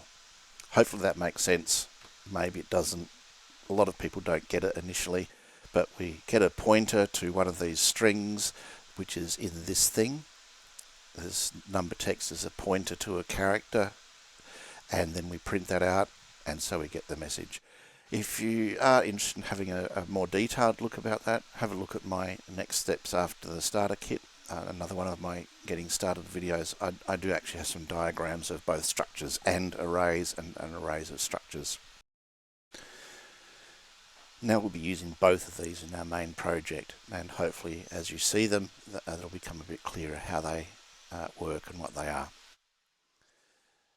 So variables are values that allow us to keep track of stuff. We can change them. You saw, like, we could increment the counter, for example, to keep track of how many times we've gone through a loop. Constants are kind of similar to variables, but as their name implies, you can't change them at runtime. And there's two main ways of defining constants, and they're illustrated there. For our purposes, they do work the same way, but they do have quite different attributes and usages. But for our purposes, we won't really see that, because we won't be taking advantage or needing to worry about any of those. This first one is like a variable declaration that should have a semicolon at the end there, but it's got the keyword, which is an optional keyword, of const at the front. So that's one way of doing it. And then the second one, hash define. Now this one should not have a semicolon, so this one is actually correct. I think I might just change that quickly to make this slide less confusing. This one shouldn't have a semicolon, and that's just the rules. It will have an effect if we put the semicolon there. So C is not always intuitively consistent, but this is just the rules. This one is actually called a macro. This hash define, it's a generically named a macro, and we can actually do a lot more with it than just simply make it a constant value. Note that I use uppercase. That's a convention. It's not a rule. You can make it however you want to, but it's a convention that if it's all capital letters like high and low, which we've already seen, then it's a constant, and that's just one way of remembering it as you go through the code. So as I said, the first definition looks like a variable declaration with the modifier, and the second is actually a macro. And as I said, we use both of these in our project. So one way that we can use this, I won't bother uploading it, but is here. So rather than using this 3 as a throughout the program, and I already mentioned how it might be hard to find them, what I can do is I can say const int LED pin no equals 3, like that. And that's now created a constant, and I shall follow my convention.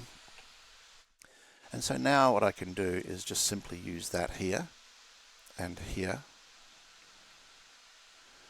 like that, and here. Now if I just compile this, which I can do by this, so this verifies the syntax of the program, but doesn't actually upload it, we can see that that's fine, and we've got a successful result. Now the benefit of this is that if I ever need to change the pin the LED is connected to, all I need to do is change that number there, and then the compiler will just automatically do the right thing for me.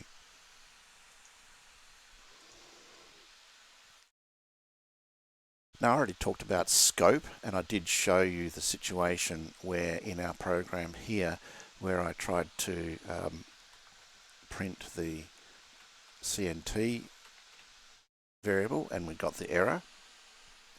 So I'll just compile that again to recreate that.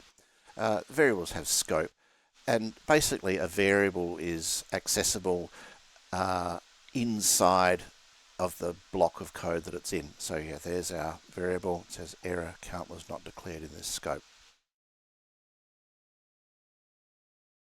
So a couple of examples that we can see here. Because I've declared LED on inside of this loop function, then it's going to be accessible to any piece of code inside that block of code. It's not accessible over here. So if I tried to print the LED on here, I would have a problem. Again, we'll just upload that. And then I already talked to you about the count. So that's only visible within here, because when I tried to print it out there, I got an error. So the count variable's only scope is only in this block of code here. So that's why I can print the count here, but not down here. And I can also manipulate the LED on, because the LED on is accessible by traversing up to here. And there's our error about the LED on was not declared in this scope, because it doesn't know anything about what the LED on is. So this is what I've just said. A variable can be declared within a block of code, i.e. between any open brace and closed brace pair. It can only be accessed within the block that's been declared and any subordinate blocks. That's not strictly true, but it will kind of be true for what we're doing. You can actually use pointers to get around that. A variable can be declared globally, i.e. outside of all functions. Such variables can be accessed from anywhere. So if, for example, I could put my count here and then deleted that part, then I could also print it here, right? Because this variable now, scope is for the entire file. Okay, so that's valid. It's compiled, it's valid. This is generally not always a good idea. There's certainly a lot of cases and a lot of programs that would do that, but it's not always the best idea, mostly because you don't want random things sort of accidentally changing it, so it's better to leave it like that. Also, variables have persistence. Persistence means how long they sort of stay around for. I can't remember if we use it in the project or not, but static is a useful one to use, because I mentioned before that if we had a variable declared like that, it'll get created each time your function gets entered. But it's also local to this function, which is actually a useful feature.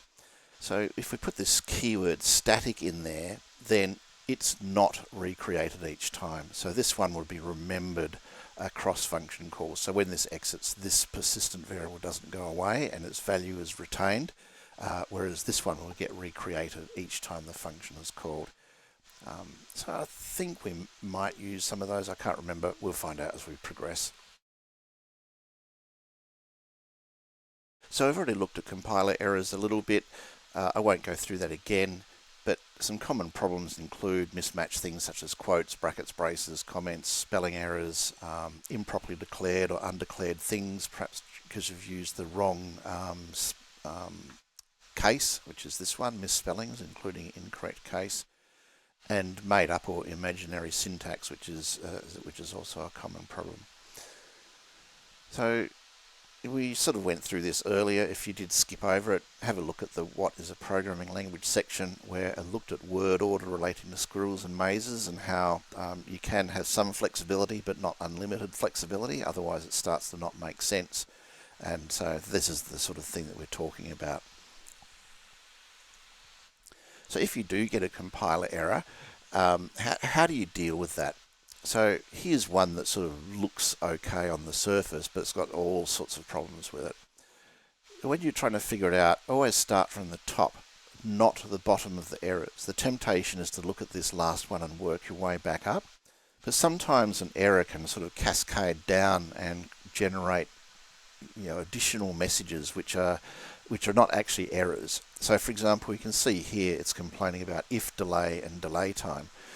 Well, that probably isn't the real problem. The real problem is that delay time has not been declared as one of our parameters. Okay.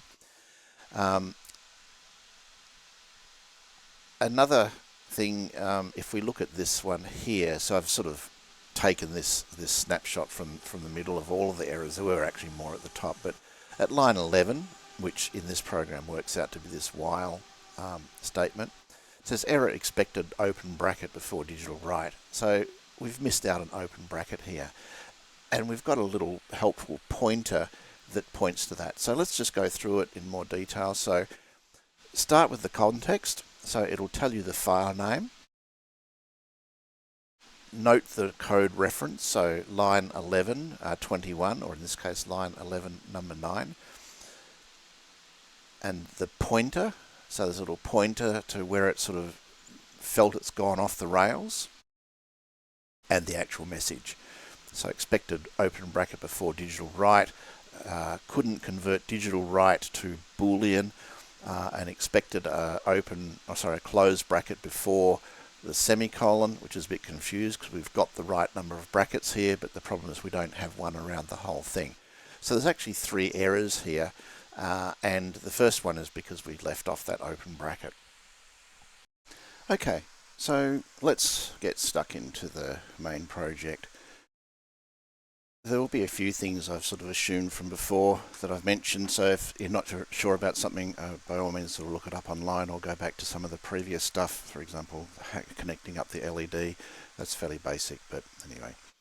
So as I mentioned before, we're going to build a Morse code project. And so Morse code is a method of sending text messages. It was invented by this guy Samuel Morse, although there are people that claim to have sort of invented similar things before that, but he's the one that's famous for it, and it's definitely named after him. And at the time when letters were sent by sea and horse and buggy and things like that, it really revolutionised communications because it meant messages could be sent almost instantaneously, and eventually around the world instantaneously. Basically, it's a predecessor to text messaging. So Morse code uses a combination of dots, which are often referred to as dits in the lingo, and dashes, or dars in the lingo, and silence. And the timing of Morse code is all around the duration of the dit, or the dot. So for example, a dar is 3 times the duration of a dit. And there's some additional rules about the silence between characters and between words and so on. And so you can read a lot more about it. It's quite technical. And in fact, it's still in use in some situations today. If you've got a suitable radio receiver, you can actually tune into aircraft radio beacons and hear Morse code being transmitted from them.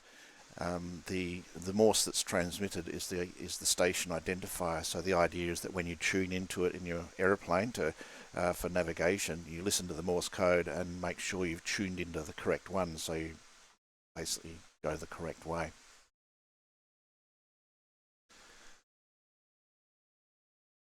Alright, so here's what we'll need. There's 2 circuits here. I'll explain those briefly. But obviously need an Arduino or similar. I'll use an Uno R3, but pretty much anything will do. You might need to remap some of the things, but anything will do.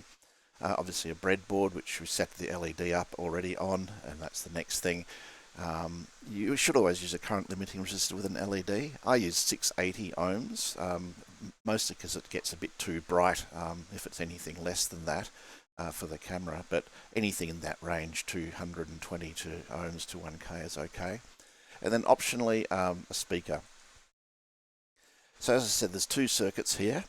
The configuration 1 I've used for this because I need to have a bit more volume, and so it's using a transistor, and that's that component there, and I'll look at that in a minute as to how that works. But if you do this configuration, then you're going to need the transistor and a 10K resistor, in addition to what's in the second configuration, which is the speaker and the resistor. Now note that the value of the resistor is different. So in this circuit here, I'm using a 47 ohm resistor, but in fact even 20 ohm would be okay. In fact, I think it looks like I said 20 ohm here, but I'm using 47. I won't go into the complexities of it, but this circuit allows about 100 milliamps to drive the speaker, so it makes it louder than this one, which will limit it to about 20 milliamps. And in this one, the resistor is 220 ohms. And the reason you need to limit it to about 20 ohms in this configuration is because the GPIO pin is driving the speaker directly, and there's sort of an upper limit as to how much power they can supply, and it's not very much. Whereas in this circuit, the GPIO pin is driving the transistor, and again, I'll look at it in the next slide, but basically you only need a very small amount of voltage to turn on this much larger, more powerful one, and so that's why this one makes the speaker a bit louder. Alright, so there's the bill of materials. You can set up either, and in fact, you want to have one of these, like an LED or the speaker, whether it's this circuit or this circuit, doesn't really matter. Otherwise, you won't see much in the project. A transistor is a type of switch. It's an electrically controlled switch, and it's turned on and off via an electrical signal. And importantly for what we're doing here, it can switch a much larger power supply than the signal can generate, or than is needed for the signal to operate. So let's have a look at a regular circuit. So here we've got like a power supply and a lamp or an LED connected to the ground, and this is my high-tech switch. And for a normal push button or a switch, it's, you operate it with your finger. So when you push the button, it'll close the circuit, and then when the circuit is closed, the LED lights up. Now a transistor, they come in two forms. This is an NPN, and that's to do with how the silicon inside is layered. The other type is PNP, but we'll be using NPN here. And the one that I'm using is BC337, I think it was. Did I say that on the previous slide? Anyway, we'll find out. But it works the same way. So if we have the voltage up here and the lamp down here, or the load, whatever that is, the speaker or whatever the load is, then this is the push button. But rather than pushing it with our finger, we push it with electricity. So when this is connected to a high voltage, or the 5 volts, then the transistor is turned on. When this is connected to the low voltage, the transistor is turned off. So that's the control line. That's the finger in this one. So let's have a look at the circuit.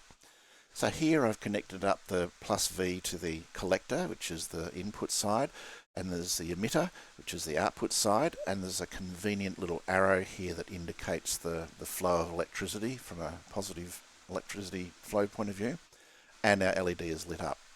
If I push the button and change this to the low side, then the LED goes off. And similarly, if I put it to the high side, then the LED will turn on again. And in the case of a speaker, that's what generates the tone. By switching it off and on quickly, that generates the vibration necessary to create an audio signal that we'll be able to hear. And that's what the Arduino will do. It'll quickly switch between on and off, and that's how we get our sound. And it certainly can do it much faster than I could do it with my finger, and we'll be doing it thousands of times per second, or at least hundreds of times per second. Okay, so back to the circuit. And yeah, I did mention here it's a BC337. And that's it. So let's have a go at wiring this up. The first thing I'm going to do is look at the data sheet for the transistor. So you can find these online. Just search BC337 datasheet and you'll find something similar to this. It gives you all the operating characteristics, how it works, what its maximums are, and all sorts of information. The main thing that we'll be looking at is this. Okay, so I'll start by looking at the transistor. So hopefully you can see that. You can see that there's a flat side and a round side. So that corresponds to this diagram here, where there's a flat side and a round side. And we can see here that if we hold the flat side so it's facing us, then pin number 1 is on the left, and that corresponds to the collector. So I put him here. I've got the round side down. So that means that's pin number 1. That's the input, if you like, or the plus side of it. This is the base, so that's the button or the switch controller. And this is the emitter, so that's the output, or it goes to the ground side, or in this case it'll go to the speaker and then the ground side. These are the other components. So I've got a couple of wires and the resistors. So this one here, you'll need to look up the color codes yourself. But this one here is brown, red, or brown, black, red. Not sure. Anyway, this is the 10K one. And this yellow, purple, black, and gold one is the 47 ohm one. So this is the one that connects to the speaker, and this is the one that connects to the base of the transistor. And then, of course, I've got a speaker as well. Right, so it's usually easier if we start with the low components. So because I'm going to put it in, let's say I'll put it in this way, that means that pin number 1, as you look at it from the face, will be this one, and that's where it gets connected to the 5 volts. So I'll use this red wire here to connect it to 5 volts. Right, so because remember I always have this convention that red is +5 and the blue or the black is ground. So there's my red. Now I'm going to need to use the 10K resistor. That's this one. So I think that's brown, black, black, probably red. The 10K resistor for the signal. So what I'll do is I'll put that with this orientation. Right, so this is connected to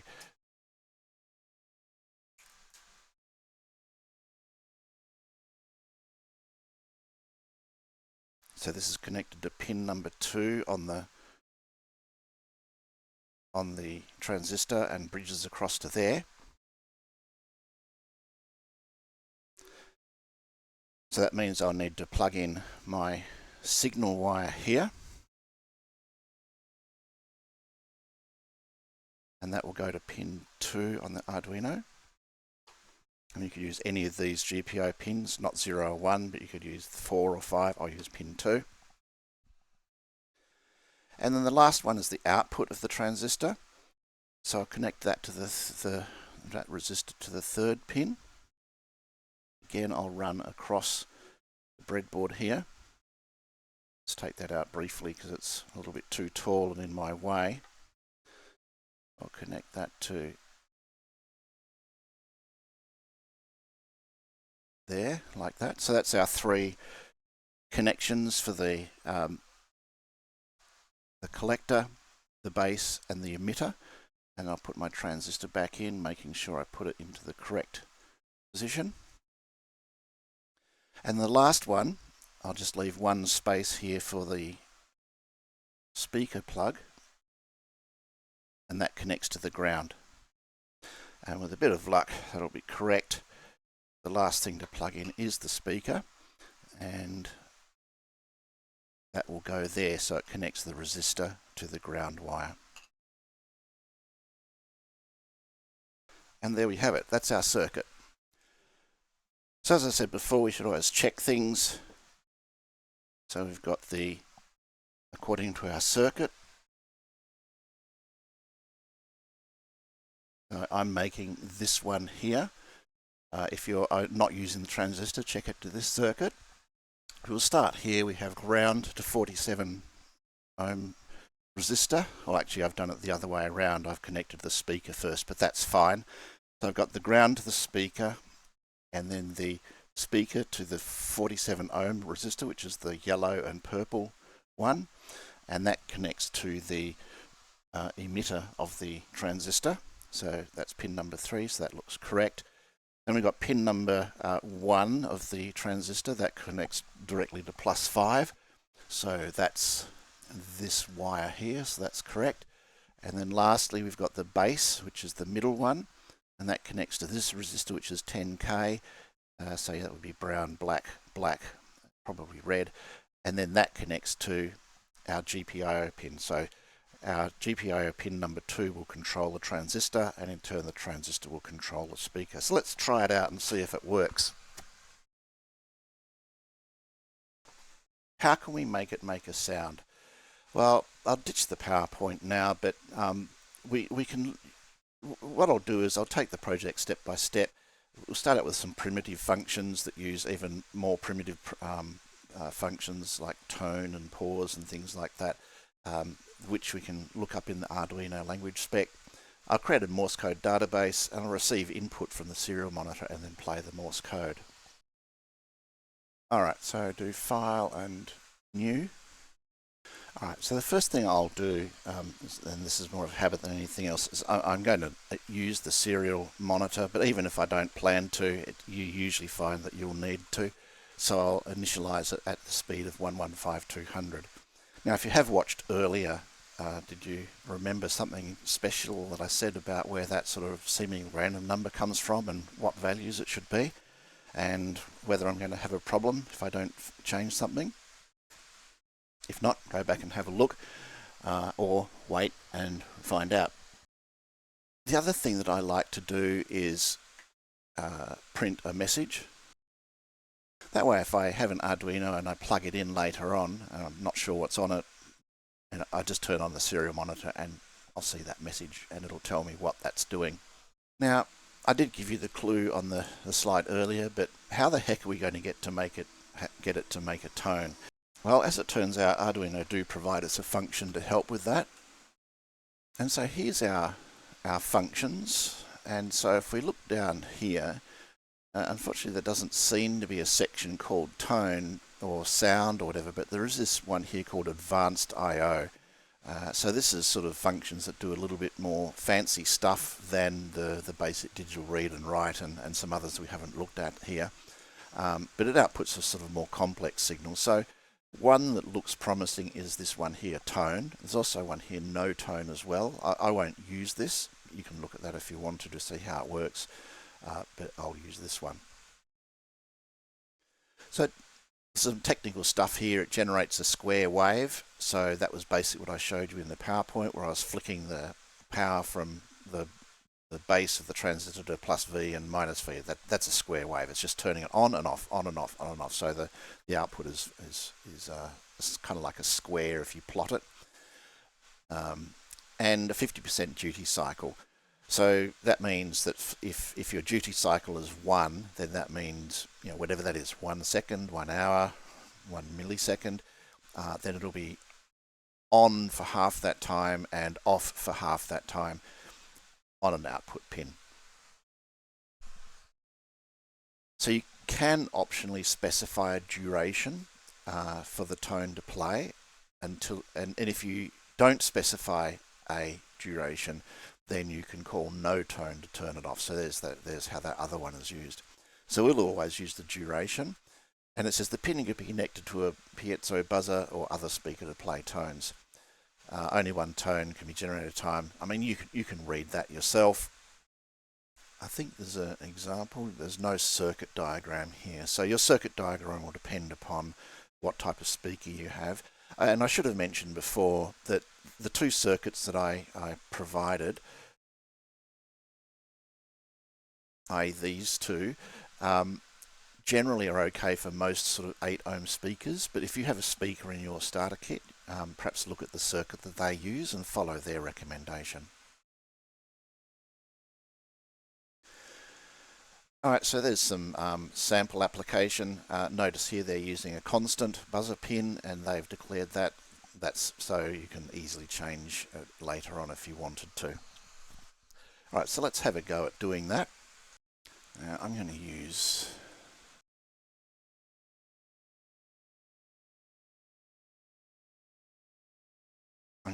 this. Now in their example they're using a hash define. We can do that. And I'm going to use, I think I used 2. Yep, 2. And while I'm here, I might define the LED pin. And do you remember the other way of declaring a constant? That's the other way. For the purposes of our application, they have the same effect, except they define different constants for different pins. And so since I'm defining that, I might also, even though I won't use it initially, but we will soon. Right, so I've done all of that initialization, and that's all good. Now the next thing is, let's just try it out. So tone, what's a good number? 550, comma, and so the duration was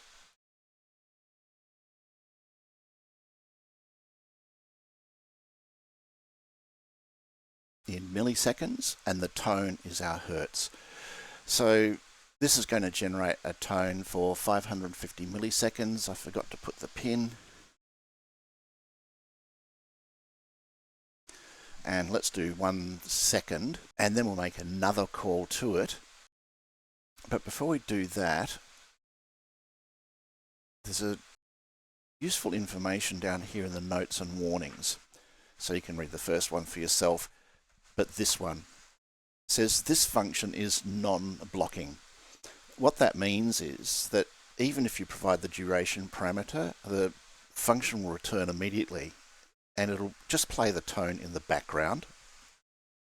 So if we don't put some sort of delay in here, and I'm going to put 1500 because the tone will play for 1 second and I want another gap of half a second before I play the next one.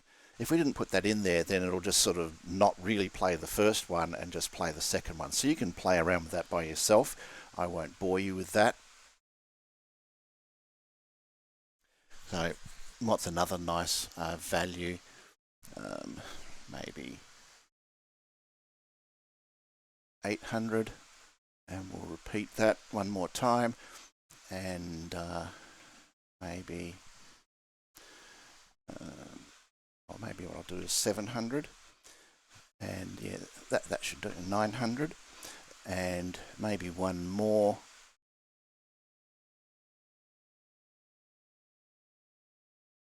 $400. All right, so let's upload that and see how it goes. They'll probably want me to save it first. Yep, so go to programming. Let's call this Morse code.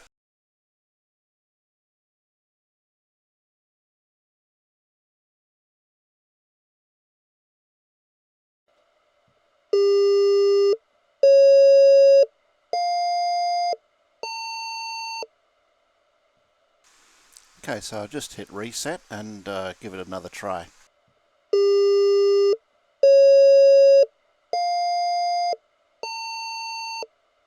Okay, so hopefully you could hear that. I'm going to use this one for our program. So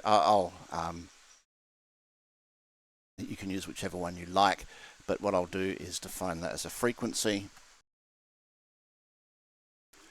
And then the other thing that I'm going to do is I'm going to define a pulse duration, or like the tone duration.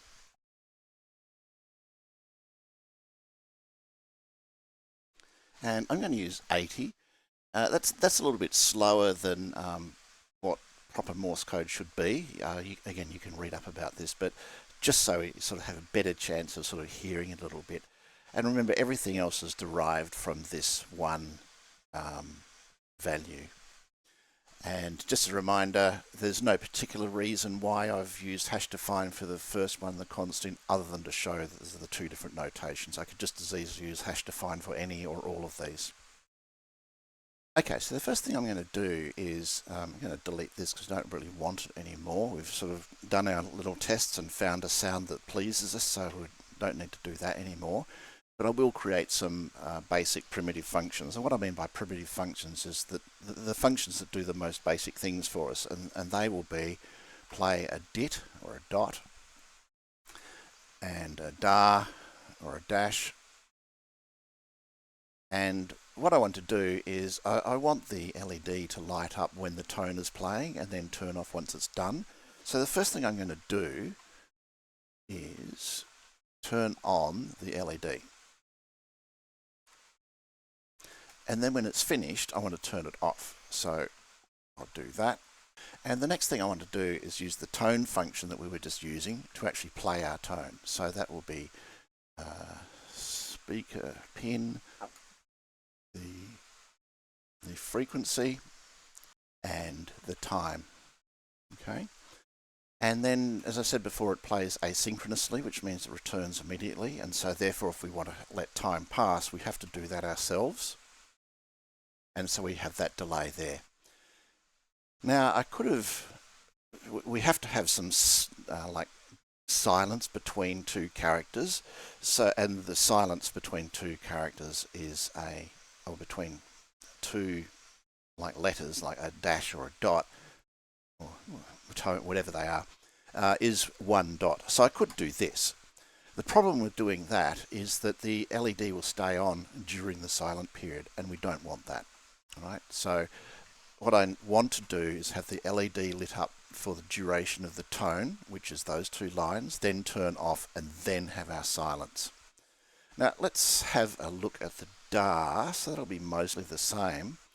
So we'll want the tone to turn on, so the LED on, the tone to play, to wait, but this is too short. So a DAR or a dash is 3 times the length of the DIT, right?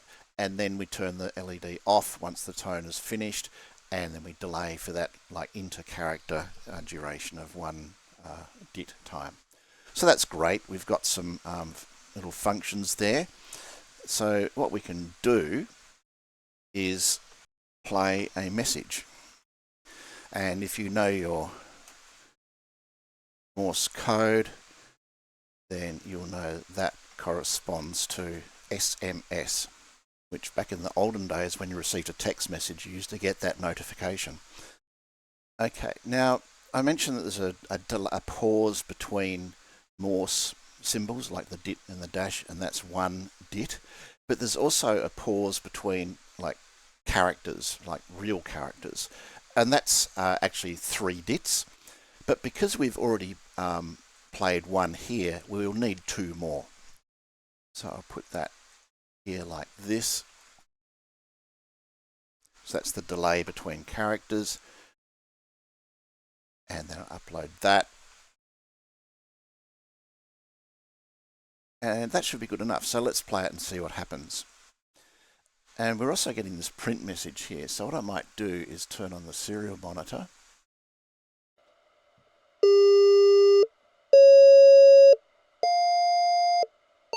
Put him there. And I'll upload it and see what happens.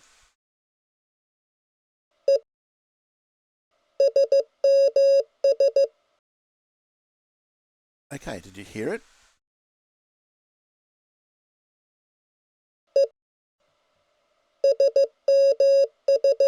Okay, so there we've had our SMS message played. So that's pretty neat. But this bothers me a little bit. I think what I'd like to do is sort of factorize that out into some new primitives. And rather than doing this sort of whatever the heck is going on there, I think I'd rather put that into a function as well. So I'll copy that here and I'll create a wrapper function around it. So void new character. And do you remember why I'm declaring these functions as void? If not, go back into the video and have a look. And what I'll also do is create a new word, because between English words there's also a space, a longer space. Technically, this would be 7 DITs between words, but we've already played 1 after the end of the previous character, so we only need 1 less, because we've got the 1 being played here, then plus another 6. Alright, so then we'll factorize this as well, but first I'll put this here in place of that. Same there. We won't use this new word just now, but what I'll do is create another function here called Morse tone, and pretty much I'll just do this, which is great, except we have a problem here that we want this Morse tone function to be able to play the DIT or the dash. So what we need to do is to declare a parameter, and I'm going to call it DIT count. Like that. So now it'll play the tone for whatever the DIT count is. So what I can do here is get rid of that, and now simply put in like that. So that's the DIT count. So it'll play 1 dot, and in this case, can you figure out what that should be?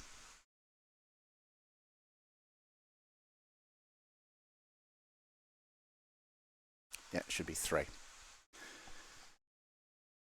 The other thing I'm going to do, just for the sake of clarity, I'm going to create a function called Morse pause, and once again it'll have the DIT count, and so it'll be simply delay, right? And then what I'll do is I'll replace this here. So hopefully it's a little bit clearer as to what's going on now. Instead of having this sort of delay with this sort of random formula here, now we're actually pausing for 2 dots. Okay, so even though the function itself is trivial, having like names like this make it much clearer what's going on. I could also put comments in there as well and make it even more clear. But even just having the function names is, well, in my opinion at least, makes it a little bit easier to read. So we've got Morse tone for 1, Morse tone for 3, we've got the pause, and so on. So we can also use the Morse pause here.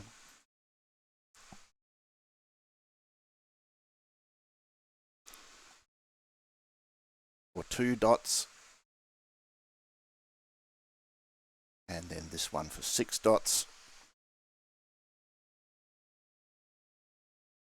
And I've already put in the new character here, so that's fine. So this should do the same thing, but let's try uploading it and see what happens.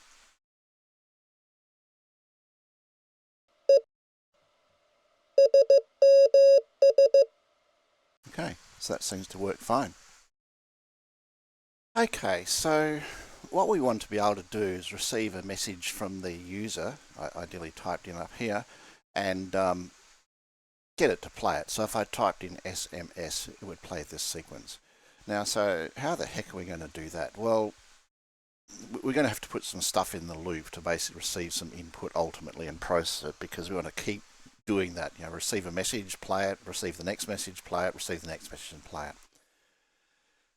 But how will we do that? I mean, we could have this gigantic if statement. So it could say, if the character is an S, then play that. If it's an M, play that. If it's an S, then play that. So that's just the same logic. But we have to do that for a whole bunch of stuff. So there's like, this is all of the letters. And also notice that this says international Morse code. That implies that there might be a different Morse code. And so there's a whole bunch of things in there that we need to look at. In fact, if I look at this one here, here's a table, this is the Wikipedia page, that shows American, continental, I guess that's European, and international. So I'm going to use international, but we can already see here a difference. So for American, a C is a dit, dit, dit, but for international it's a da, dit, da, dit. And that's the same for continental.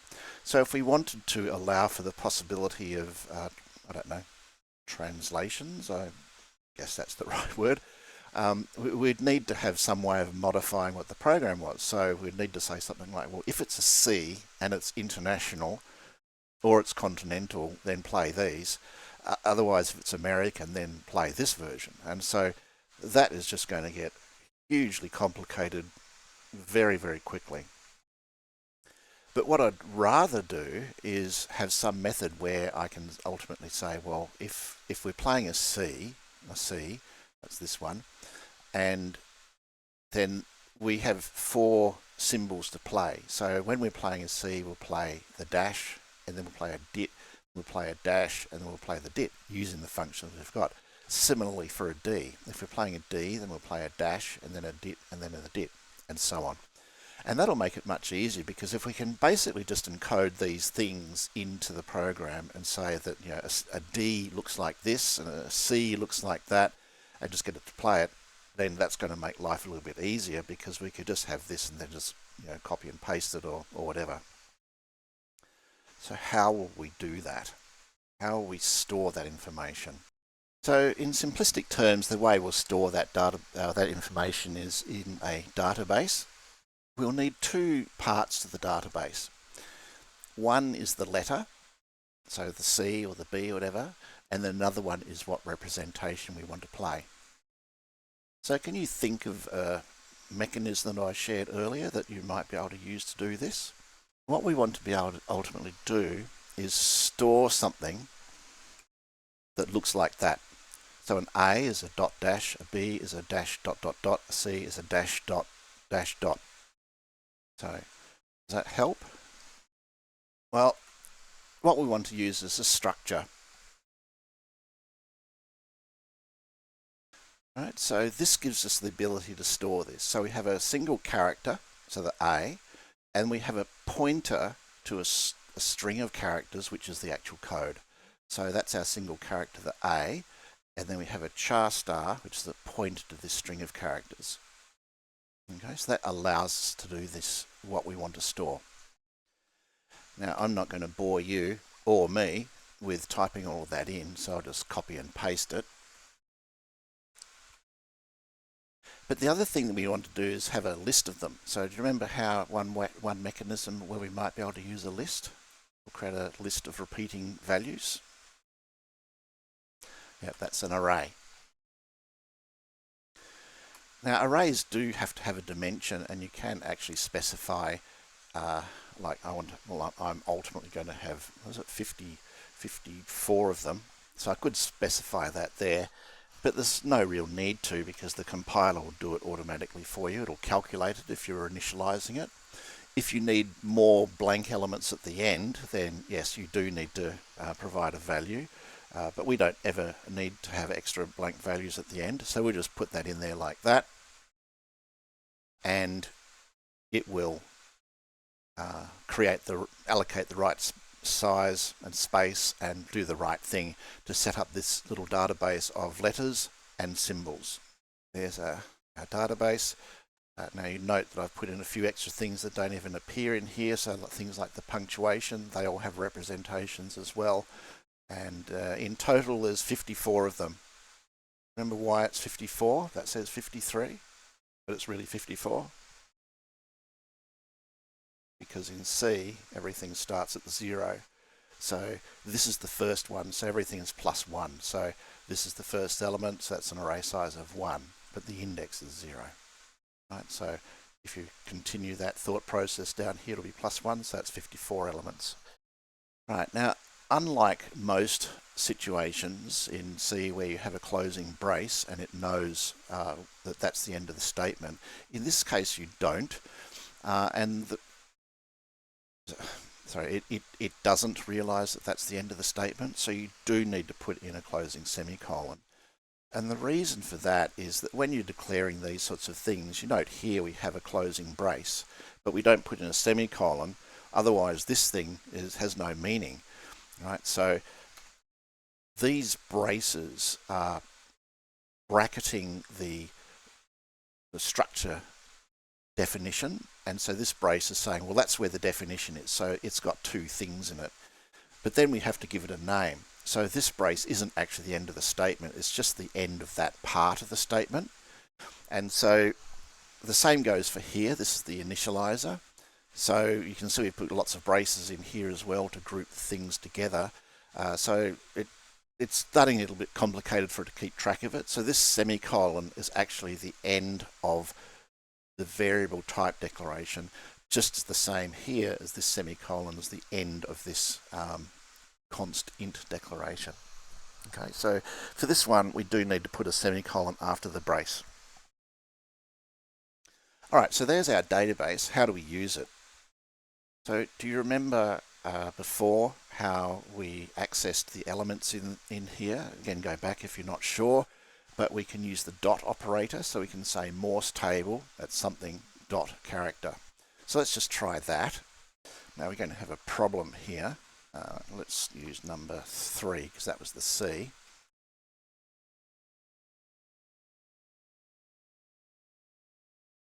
Okay, so what I'm looking for here is that it'll print 3 equals, and then hopefully it'll print the C, which I might put that in a single quote like that, just to make it clearer. And then hopefully it'll print the code, which was, well, what was that? It was a dash dot dash dot. So let's upload it and see what happens. And can you predict what the problem is going to be? I'll put it here. So it's clearly not a compiler error. It's worked just fine. There's our SMS. But where's our message? And what's this stuff here? Well, the issue here is what I said before, that I'd normally like to use 115200, and if I forget to set that here, then we'll have a mismatch, and then that will be a problem. So if I set that here, this will actually have the effect of resetting the Arduino. So to run the program again, we'll hear our SMS sound again. And there's our 3 equals D equals dash dot dot. Oh, okay, so it came out with D. Why did it come out with D? Do you remember? I did tell you earlier. Because this line is 0, this line is 1, this line is 2, and this line is, oops, and this line is 3. So to get 2 out, to get the C out, we need to be 0, 1, 2. I'm going to get rid of this.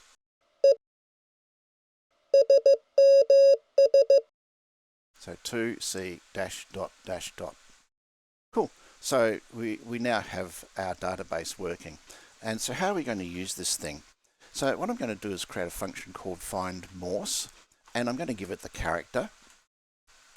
Right. So the idea would be that I might find the letter S, or I might find the letter M, or the letter C.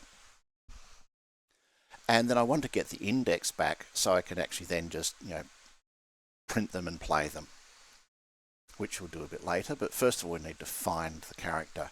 So how can I do that? Well, if I'm going to return the index, that means I'm going to return an integer as opposed to returning nothing in this case. Here we don't return anything, but this time we want to try to return the index of the character that we find. So let's say we've been given the C. So how can we go through this and find it? What do you think? What structure, code structure do you think we might use?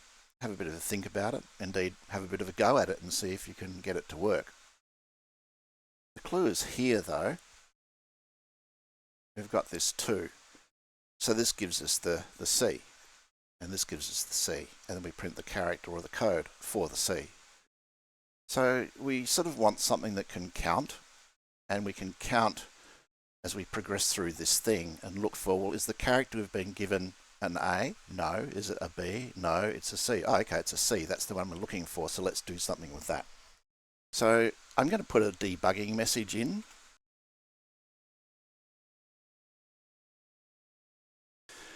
Now I did mention color coding before, and you can see where this is really useful, because you can see how the code coloring has kind of gone a bit funky. It's just all green now, a bit like the strings are green, and that's because I've got this quote wrong. If I compiled it, I'd also get an error. Notice here that it goes back to black, so that's where the quote is basically ending it. So what I've inadvertently said here is serial print all of that. And then I've got this other stuff here which the compiler definitely won't understand or definitely get confused by that, so that'll be a problem. But the color coding has helped me to sort of identify that. So if I correct this, you'll see the color coding change.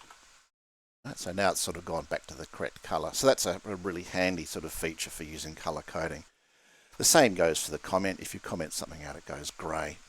All right, so if the first thing we want to do is check to see if the character is a space. So we go back over here to the Arduino documentation. Those there.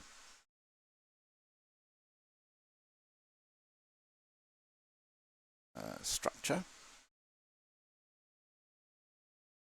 We saw here we used this less than or equal to and less than before. Notice the equal to. Now this is a very common mistake. Okay, I'll let you read that by yourself, but this is a very common mistake. So the correct way of writing this is if the input character is equal to a space, as opposed to this, which will not test to see if the input character is a space, rather it will reset the input character to a space, and then because a space is not 0, it'll actually do the true part of our branch. So that's a common mistake that people will put just a single equals, because a lot of languages allow you to do that. But in C, that's effectively the same as doing that. CH will become space, and then it will be like that. So if CH, do whatever. And that's valid as well, because remember, a Boolean is a 0 or a 1. If you're interested in understanding the characters a bit more, I do have another video, Arduino serial command and control, and it looks a bit more into that in detail. The other thing I want to do is I want to check for if the character is equal to a tab or not. I don't think we can generate tabs from the serial monitor, but just in case we can, or we use a different program like Putty where we can do that, then we want to check for that. So it'll still be the same equals, but we'll use this logical OR. So what we're going to do is say if the character is equal to a space or the character is equal to a tab. Now this special coding here, I'm not sure if it covers it in this language reference or not, but let's see. Constants.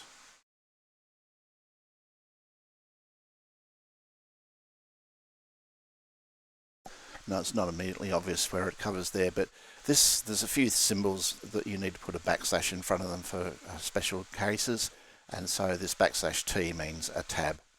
You can actually find these online.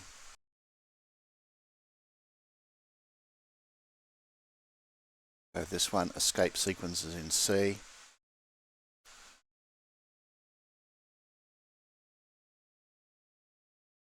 So here they are here, and so backslash T is a horizontal tab, and there's some examples there how you use some of them. So I'll let you look at that yourself. I do cover it again a little bit more in my Arduino serial command and control, but let's just assume now that this will cover a tab. So that's the tab key on your keyboard. So now if it's that, then what we want to do is say that we've found a space, and what I'm going to do is I'm going to say return -1, but more importantly, I'm going to do this new word function. So that'll put a gap in there. So if we get a space, then we'll get this 6 dot delay. Okay. The next thing, now that I've got that out of the way, is try and find the character. So I've given you a bit of a chance to figure out, what can we do to maybe put a number in here and step through the list of them. So did you figure out a way of doing that or not? We'll use one of these.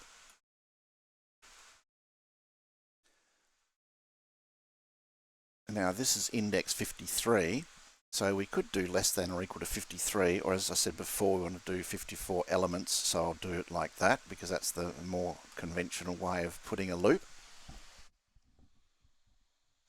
So that'll stop when it gets to 53, it won't do the 54th.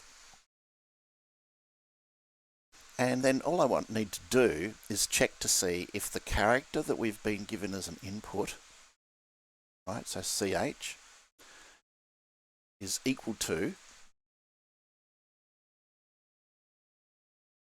the character in the morse table. So that's morse table dot character.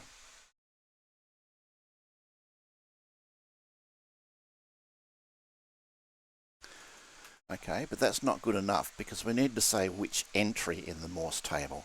And so we say which entry it is by specifying that here. So for example, when I is equal to 2, then that'll be looking at this one, which we already established was the C. That's from over here. Right? And so if our character is a C and we're at morse table entry number 2, 0, 1, 2, then that'll be a C. And so this will be true, and then we can do whatever it is that we need to do. So the first thing I'm going to do is print that we found it. I'll print the index.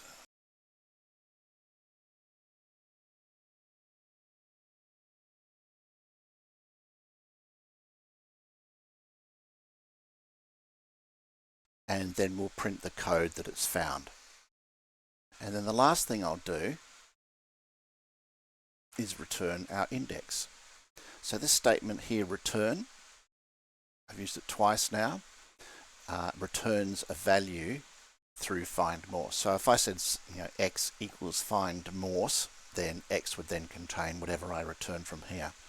Now there's one more condition that I need to take into account Can you think of what that might be? What if I don't know, gave it a funky character like a smiley? There's no smileys in Morse code, so no emojis at all. And so that would be a problem if I gave it an emoji. So in that case, I'll again print a message, not found, and I'll return, in this case, -2. So basically, and I should put this in a comment header block up here, that this function returns the index of the character specified. But if the character is a space or a tab, then it'll return -1, and if it can't find it, then it will return -2. So we need to take those into account in whatever it is that we're using it. So let's see if we can't use that down here. So I think I'm going to get rid of this now. That served its purpose.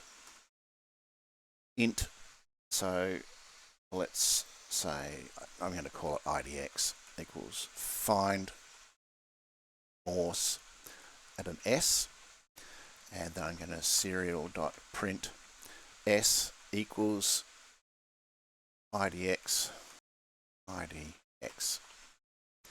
Okay, and so I'll do this again. So first of all, just copy and paste this like this, and then do this. Now, can you see a problem here? What's the problem here? We'll compile it and see what happens. Hopefully that's the only problem that I've made.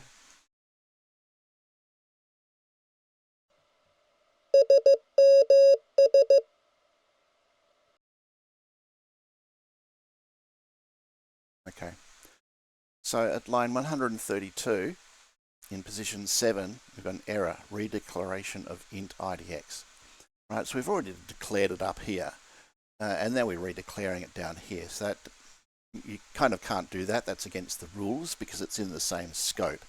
If we did it inside a different block of code, you can definitely have the same name, but this is all the same block of code, so you can't have it redeclared. So the correct solution here is to just reuse it, assuming that's appropriate. You don't actually need to remember it for something else. And then find the S. Probably should change that label as well. And you'll note that none of our new messages have appeared. In fact, the one that I've removed is there. That's because when the compiler had the errors, it can't upload it because, well, it can't compile, so it's got nothing to upload. But it does reset the Arduino, and as a result, it just runs the old program. So let's upload it now. Hopefully I've got it better.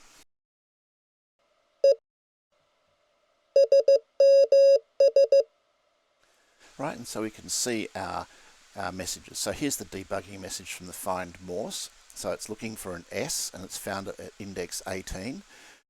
You can count the letters yourself. Remember, this is one less because an A would be 0.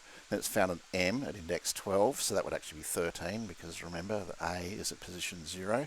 And it's got the dash dash, and that actually corresponds to what we played. Now, we're not using this yet because we've still just got the hard coding DARs and the DITs, but that's fine. We've made some progress. We're actually finding this now, and then we can do something to go through this and actually play a DAR or a DIT. Alright, so let's wrap this up by closing the loop, and by that I mean I've got this nice find morse function which, given a character, can find the actual Morse code for it. And so what I'll do is make it so that once I've found it, I can play it, and also make it so I can receive some input from the keyboard, from the serial monitor. I think I'm going to start by just getting rid of this. All this is doing for me is delaying the startup process. So let's start by getting some input. So how can we go about doing that? Well, we'll refer back to here. Functions. Yeah, serial. So serial is the way we interact with the outside world. I don't think I want these anymore. I'll just leave them there. And there's a few functions that we can look at here. So now I've done actually whole videos about this, in particular how many of these read functions are not good to use for various reasons, which I won't go into here. And despite my sort of going on about how bad they are, I will be using one of them. I'll be using this read string function. And so let's just look at that quickly. So there it is. It reads characters from the serial buffer into a string. So that serial buffer is what we type in up here at this little box. Now, this won't do anything right now because I'm not haven't got anything that reads the contents from it, but we'll fix that. But that's where it comes from. So it reads stuff from here, or more precisely, it actually reads it from the virtual COM port that the Arduino creates when you plug it in. So I could actually use a different program like Putty. And just so happens I've got a Putty over here running a test. And this is also communicating with an Arduino on one of the other ports that are there. It's running a test to see how long a battery can last for. Right now I think it's up to 23 days.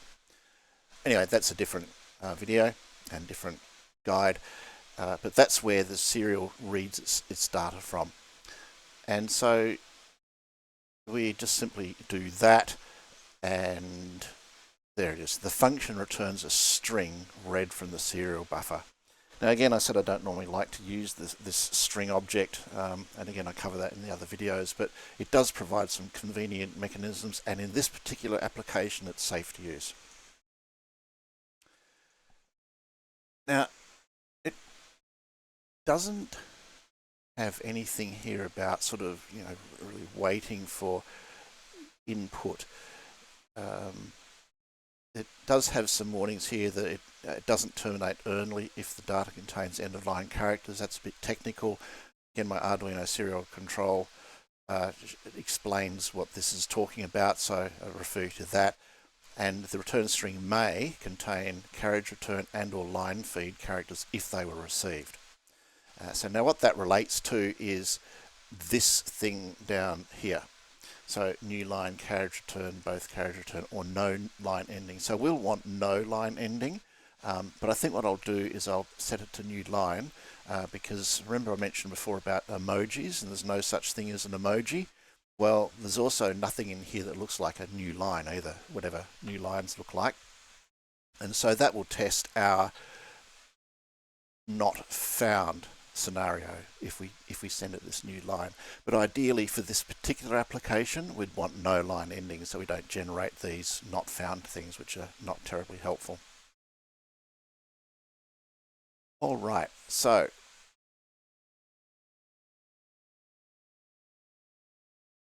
it doesn't actually say it here, but if there's no input, it'll still read the string. It'll just return an empty string, and that's just going to be a little bit annoying, so we don't want to do that. So there is another function that we can use here, available.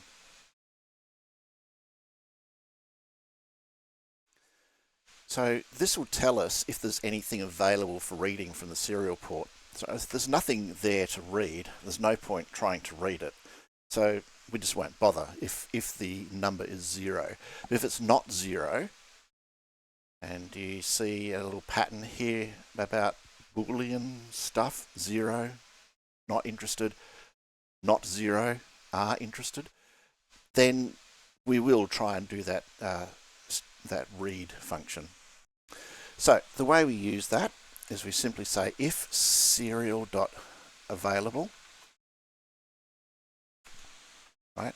Because if this returns non-zero, that means there's something there, so we want to read it. And what we want to read it into is what the read string functions. So that's this string, read from the serial buffer.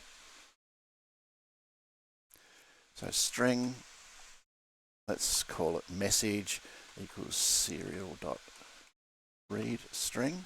And so it's going to be helpful to sort of print some stuff out about it. So I've got some debug messages I'll just copy and paste so we both don't bore each other watching me type it. And so what it does is it prints message, and it just echoes the message that we got back, and that's enclosed in quotes. and we'll actually be able to hopefully see the new line character. If not, we'll change this to something that we can see. Then it'll tell us the length. So we've got this message.length, so that'll tell us the number of characters. So let's just start with that and upload that. All right, so I type in hello. And you can see length is 6 characters. So 1, 2, 3, 4, 5. And what happened to our quote? Oh, 6. That's the new line. So it puts that in here as well. If I took this off and put no line ending, then you can see it doesn't do that anymore, and we only have 5 characters because there's no line ending. If I put carriage return, that'll still be 6, but if I put both, that'll be 2 extra characters. And so you can see we have 7 because we have both a new line and a carriage return. I said that's going to be a problem, and we can test our 2. Yeah, I think I'll just leave it like that for now, and we'll have a way of fixing that later. Now, I mentioned that there's a couple of handy things about string, and the first one that we'll use is this. Now, I've already told you that C is case sensitive. That means that this H is 100% absolutely definitely not the same as that H. Okay, they are not equal, and as a result we won't find the little h in our table. Now, we could repeat these. We could do that, and so then now that first h in hello won't equal to this h, but it will equal to this h, and we get the same result. That creates a problem for us because now that's not 53 anymore. That wouldn't be 54 anymore because we've added an extra entry to the table. So we'd have to go through and fix all of that, but that's not the best way of going. We really don't want to duplicate our database for that. What would be much smarter is if we just converted that to uppercase. And so, is that a link? No, that's unfortunate. So back to language reference. I think that's in variables.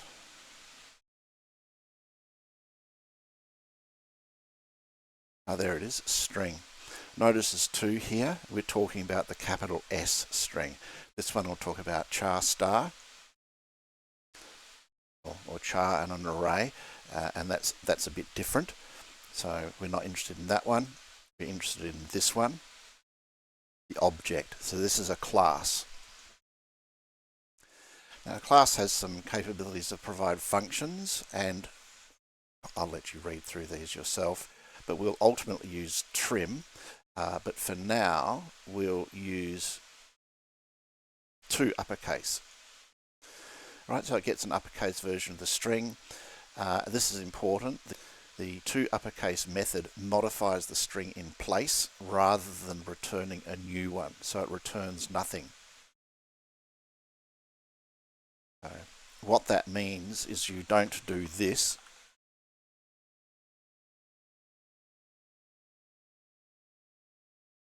Because this returns nothing, you just simply do that. And so here we can see the characters being echoed back as lowercase, so just upload that and see what that does. And we've already got hello there, so just send that, and notice now it's in uppercase. So now we do have characters that match the other thing, our database. And it'll do the right thing for numbers as well, and in fact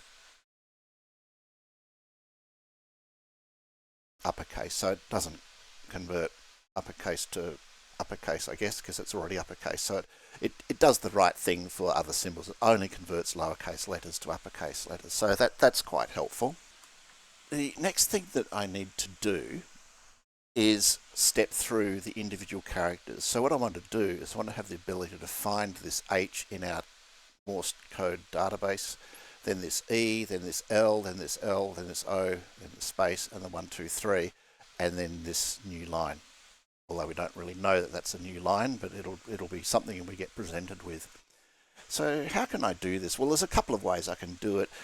One is to leverage this message.length thing. So I can say for int I equals to 0, I less than message.length I plus plus. Go back to our string, and there's a method here called char@. So access a particular character of the string. So my string dot char@n, n's a variable, so it's an int, the character at index of n. It doesn't tell us much more, but because we're dealing with characters, it'll be a ch that it returns, and we can simply say message dot char@I. So that'll return the ith character. And again, C stuff starts at 0. So this H is actually character 0, this E is character 1, and so on. Right, so you want to 0 to 1 less than the message length. Now, I won't bother printing the character, because what I will use is I'll use this find morse thing. And the reason I put these single quotes around the character that we printed out before was so that precisely so we could see this type of thing happening where there's a new line character. So we should visually be able to see the new line character. So as before, I'll do int idx equals find morse at the character that we've got. And our find morse will also print the actual result, so it'll give us the character. So H, that's not a space, so it won't print space. So it should find an H in here, so it'll print the index and the code. And then for our new line character, it should get through to this not found. So that's what we're looking for. But just to confirm that, and I'm also going to print a blank line just to separate that block of all that spiel that's going to be coming out. All right, so we're going to print this, and then we should see the details for each one of these symbols. So let's upload that and see what happens. All right, so there's our banner. We didn't play the SMS anymore because I deleted it. But I'll call this one back. So we've got a mixture of lowercase, uppercase, and I think I might even throw in a punctuation. Okay, 2 of them. And so ascend that. And here we go. So we have our H, and that's 4 dots.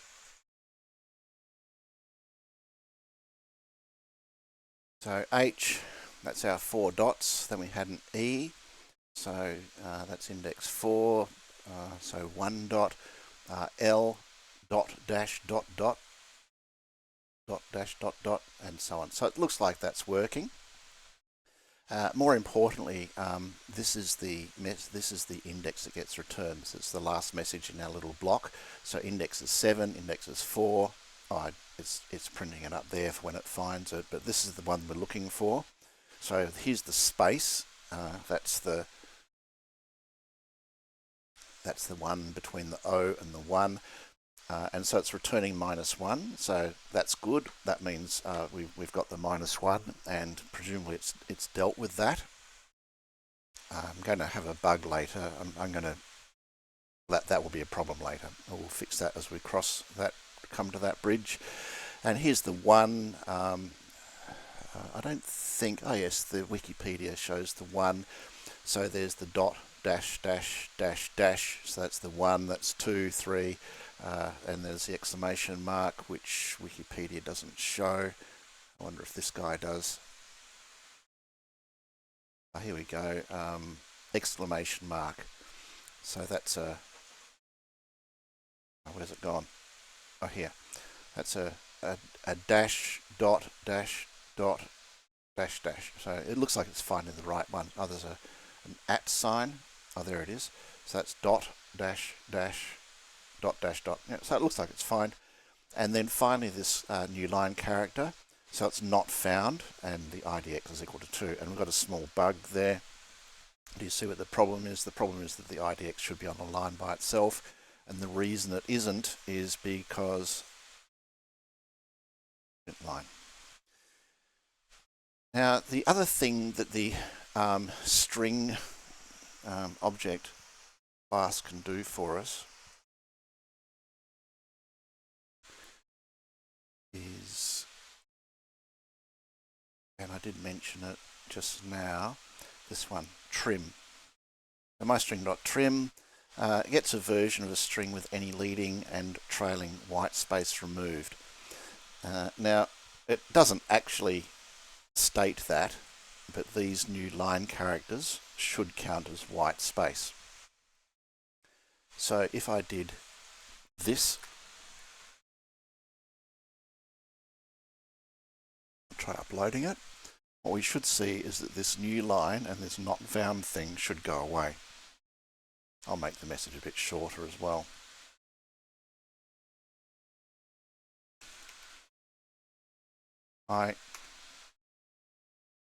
Right, so now we've just got the 7 and 8. So trim gets rid of these things, and they're not really necessary because we're not going to find them. There's no such character, so they're useless, so just get rid of them. They in a situation like this, they're not terribly helpful. They are quite important, but they're not helpful in this particular situation. All right, so we've now found our morse, we've got our index, so what's the next thing to do? Well, let's play it. And we'll do it with this function called play morse, and we'll use this function idx. We'll use this variable idx, which is the one that comes back from here. So can you have a bit of a guess as to what structure we might want to do here? Have a go at the basic structure and see if you get the right basic idea of what we need to deal with. I'll give you a clue. The first thing we need to deal with is these types of issues. Okay, so what I'm going to say is if idx equals -2, then return. Okay, so can you fill in some more examples? And remember, I said I don't particularly want to play this here because I've changed my mind about this. This find morse is simply going to find the symbol and return its index, or -1 or -2. But this is the one that's going to deal with playing the morse. Okay, so have a go at figuring out what the structure is. I don't expect you to fill in the whole detail about playing it yet, but we'll do that together. But at least have the structure of, what other if statements do you think we might need here. All right, so I'll wait here while you do that. And when you're ready or give up, just unpause and we'll continue on. All right, so the next one we need to deal with is this -1. So I'll simply do new word, okay, and return. Now, note here I don't have any value here. That's because this time I'm not returning anything. I can still return from the function, right? I don't want to do any of this stuff, just the same as here. If the index is -2, then we just return. And the same here. Once I've played the new word, I just return. I don't want to do any more because we've already resolved our case. Now, technically speaking, this is good enough because we have control over our program that we're never going to do that, any other value. But what happens if we get -3? Well, that could be a problem. We could guard it here. We could say if idx is greater than or equal to 0. But then what if you pass 7,564? What's it going to do then? So you could do and less than whatever. It's sort of up to you how you want to protect against it. You should really protect against it. So I'll do it here. I'm going to say if idx is greater than or equal to 0 and idx is less than or equal to, or less than, and what's our for loop? 54. Then we'll play the Morse code. Now, if I didn't do this part, and we did give it like 7,000, whatever number I said was, then the code will still operate, but you'll be getting random gibberish. So we need range check all of our values in here. So we'll do that. If it's not any of these values, then we'll return. We could have done it up here, and that would be actually my preference, to just make sure we have a valid range coming in. So rather than doing that, so if it's less than or equal to -2, or IDX is greater than or equal to 54, then we'll just return. So if we had -3 or -4 or whatever, just return. If it's 54 or 55 or 7,000 and whatever, it just returns. So that would be a better scenario. And if we had it like that, which is how I'll leave it, we really don't need this because we've already got our valid ranges. Now, the other issue here is this 54, which I did mention. If we did change this table and added a new thing in there, then we would need to go through and change these 54s. I'd have to find that one, and I'd have to remember to find that one and change that one. So we have to do that all the way through, and that starts to get a bit harder. But yeah, we'll keep it simple for now, and we just know what the numbers are, and we can put it there. We could actually create a constant. We could actually say something like, I think I'll do that, const int morse table length equals, because there's 54 elements in it, so it goes 0 to 53. So I'll copy that, paste that there, and there. Think that's all that there is. Yeah, I think that's it. So we should be safe. And that way, if we did add another entry there, at least we've got this thing here, which we can say, well, I've added 2 lines, so I need to add 2 more here, for example, and then everything will be honky-dory. All right, so we've checked for an invalid value. We've checked for a space, which results in us playing the new word. Then the next thing we need to do is actually play the actual Morse code. Now that we know and have our IDX, so let's say this one, we've got IDX 44 or 7, we've got H, so that's a dot, that's lots of dots high. Anyway, so we've got we know this. And what was the data type for these two? Right, so the first one is just simply a character. That's A. And then we've got this char star and the code. And earlier I tried to sort of give a bit of an explanation about using numbers and how we could sort of get a char star for a number from a number table and then print it, and we'd get that out. So that's kind of what we've been doing so far, but we've not been seeing or using this char star thing. We've just simply been passing the code to something that knows how to magically do the right thing with it, like print it out. But now we're actually going to use it. So to use it, we do need to declare one. I think to minimize typing, I'm just going to call this P, which is short for a pointer to the Morse symbol. I mean, you could have a full name if you wanted to, pointer to Morse symbol, but I'm never going to be able to type that in and talk at the same time. So we've got a valid index. All right, so we've got that. So if I said serial.println, or print playing P, okay, let's see what that does for us. Okay, so we've got an error.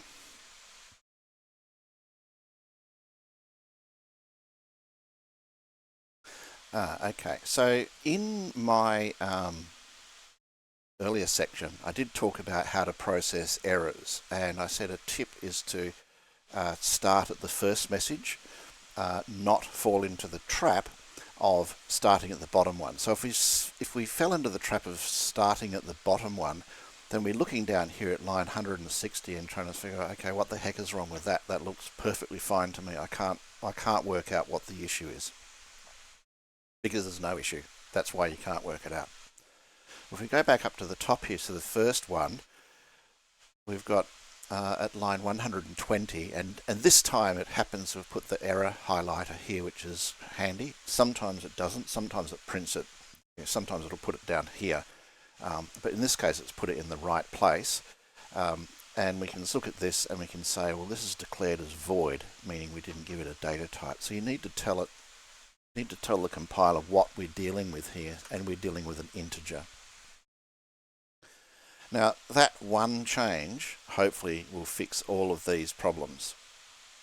It's still useful to go through and sort of double check, but it really is upset about the fact we didn't declare the data type, and it's complaining and complaining and complaining and complaining and complaining and complaining. So those 4 characters should be enough to fix all of that whinging. Well, maybe not all of it. So here we've got a similar sort of problem.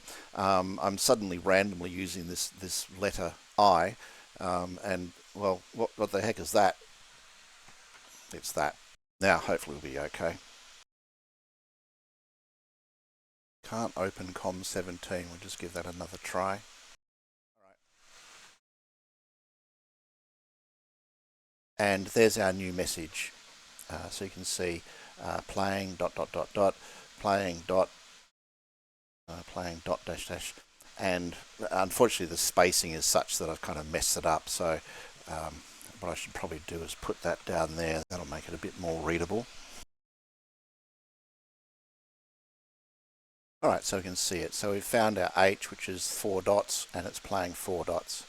We've found our E, and it's playing the 1 dot, and so on. So that's what a pointer can do for us. Now we're not really using it, we're just sort of, we could have just done like we did before and put that in there and produce the same result. But obviously this is not ultimately what we want to do. We do actually want to have this pointer, and we do want to step through it. So what I'll do is just create this loop for us, and we'll sort of see how that works. How can I do it? So I think what I'll do is pointer. And so what I'm going to do is I'm going to say while star p. Now I explain this again more in my Arduino serial command and control, how these things work and why this works. But basically what's going on here is at the end of this string there's a null character which is a 0. Effectively it's a null byte, a 0 byte after this. So even though there's 5 characters here, this is actually 6 characters in length, and the last one is a 0. So and we're pointing at the character, and this points at one of them, which we'll see shortly. So the first one will be this dot. That's not a 0, so it'll keep going, and it keeps going to the end until it does get to the 0. And remember, 0 is false, so when it gets to that 0, this while will stop. So what I'm going to do is I'm going to print the pointer value, and then I'm going to print a space. Okay, and then at the end I'm going to print a new line, otherwise we just have like these things just continuing on.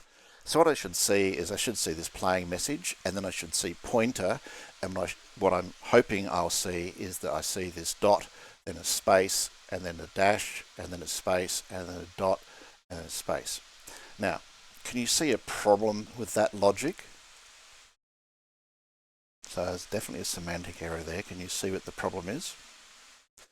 The problem is that the pointer is never changing, if I use this one as an example, from this dot. Right? It was a bit like before when I first showed you the semantic error where I put a semicolon in the wrong place and there was no opportunity for a counter to increment, so it got stuck in an infinite loop. So here would be the same problem. It would be stuck in an infinite loop of just printing this first dot and a space, and then this dot and a space, and then this same dot and a space, and this same dot, and just keeps going on and on and on ad infinitum. And it'll fill up our screen, and we're just like, what's going on? So what we need to do is we need to increment our pointer so that once we've printed this and its associated space, we point to this next one, this dash. And once we've printed that and its associated place, we point to this next one. So can you think about how to do that? Now we've covered this before in the video, not with a pointer, but the same technique, and I'll give you a clue. There was 3 different ways we could do this. All right, hopefully you've figured it out. If not, let's just do it and move on, and that is to increment it. So the other two ways were I could do P plus equals to 1, or I could do P equals P plus 1. So that's the three ways I could do it. This is by far the most common. All right, so let's upload that and see what happens. And there we have it. You see how these are now spaced out? So what that means is that we're stepping through these one at a time.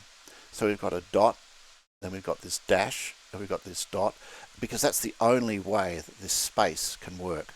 As we step through this string, we're printing each individual character and then a space. So what that means is that we can do this.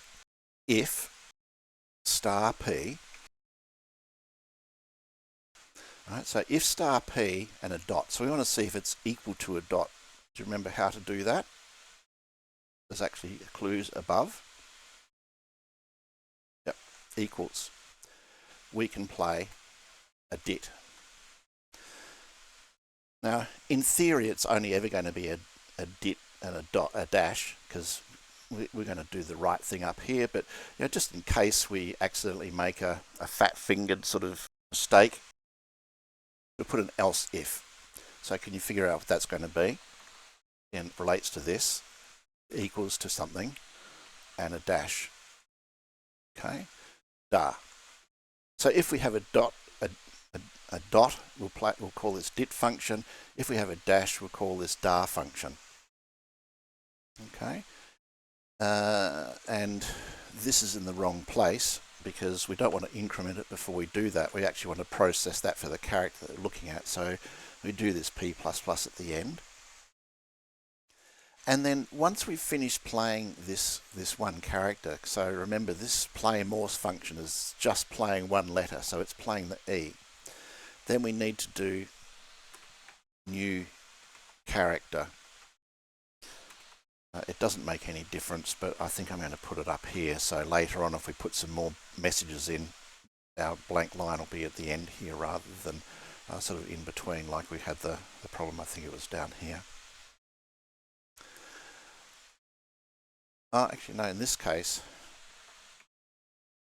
this print line is actually about putting a new line after doing this, so after this spaced out thing. So we should probably do it there. It is actually stuck with that one, so that's actually a better place to do it. All right, so let's try that and see what happens.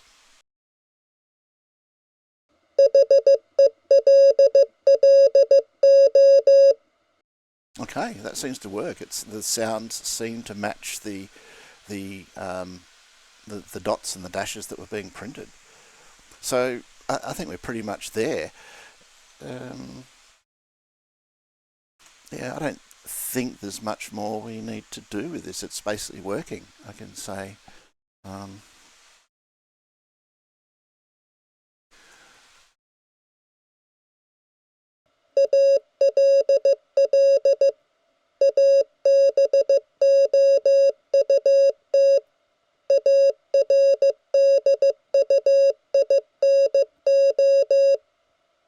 Alright, so our spaces seem to work quite well. I've got rid of this trim so I can't put weird characters in it very easily. And yeah, so I think that seems to be working quite well. Now we can do the numbers.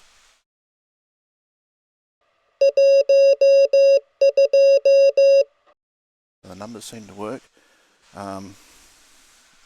Mixed case and a punctuation character.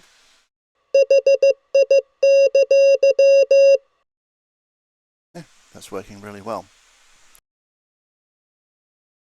Alright, so that was a fairly long video. I think I'll leave it there. We've got our Morse code project working as desired. And so in the contents of this video, we looked at the background of computing, a little bit of history, some various different languages, in fact, indeed what is language, what is an Arduino, and stuff like that. So hopefully you found that interesting. Then we moved on to the next section where we looked at the C++ programming concepts and structure. So we looked at what a program looks like, functions, blocks of code, various statements such as loops and conditionals, and various expressions, data structures and stuff like that, so the basic structure. And then lastly, we combined all of that to build the simple project, which was the Morse code project. So hopefully you followed along. Hopefully you tried the exercises. It is important to try them. And hopefully you got your project working as well. If you did, let me know in the comments. If you didn't, let me know in the comments as well. I'd love to hear how you went. Lastly, don't forget to like this video, subscribe to the channel, and as I mentioned, leave a comment. I do enjoy getting the comments and reading how you went. But also look for more stuff from me on my Patreon page, and also on Reddit. I'm fairly active on Reddit, and my personal website, which I've listed up here. And also, if you feel so motivated, it would be great if you could buy me a coffee and help contribute to the production of these videos. So with that, I'll leave it there. Hopefully you got the project working, and let me know how you went. Okay, so hopefully you found that useful and informative, and you got something out of it and ready to go with some of your own projects, or perhaps look at some of the other videos on my channel. As I said in the opening, let me know how you went, especially with some of the exercises, whether you had a go or not, and how you did with those. Also, if you like the content, please like the video and subscribe to my channel so you can see new things when I do post them. In the meantime, all the best with your own projects, and see you next time on All About Arduino. Okay, bye for now.